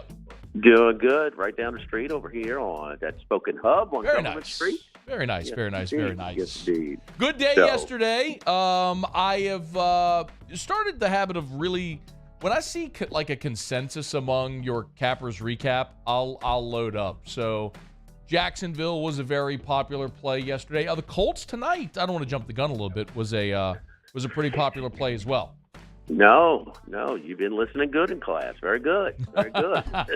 Give my man a little check, a little star, whatever. Absolutely. A little ding? Yes, yeah, a little ding. There it is. Myself, Randy McKay, and also Andy Isco, all on the Colts tonight. And, it's kind of why, Pittsburgh is a public team, and we thought that they were going to be, not so great this year. That's why I faded them. A lot of win totals and related win totals, like Cincinnati, Baltimore finishing first and second in the AFC North. But, the whole Jeff Saturday, as uncomfortable or as unorthodox as it is, one thing he knows is offensive line. And that's been the biggest disappointment as far as a unit for the Colts this year. And guess what? The last two games, they played better. That unit has played better. And Jonathan Taylor is running the ball. He got Matt Ryan back there. Your boy from Texas. It's not going to happen. So, but and they're coming at home against a rookie quarterback with a banged up offensive line on the road. I think the only thing that's keeping this is still public money on Pittsburgh. Well, Pittsburgh, Green Bay, and some others traditionally, have a very big following, have a lot of public money at the window as well. So keeping it under 3. I don't think it's ever going to hit 3 tonight. Actually, I've seen some plus 2.5, minus 105. So closer to 2 than actually 3. We're going big. 1 minute remaining. Tonight. Okay, big on the Colts tonight is the Otter Lock. So you said you're at Spoken Hub. Anything else tonight or anything else on the radar? No, nothing tonight. Nothing tonight. So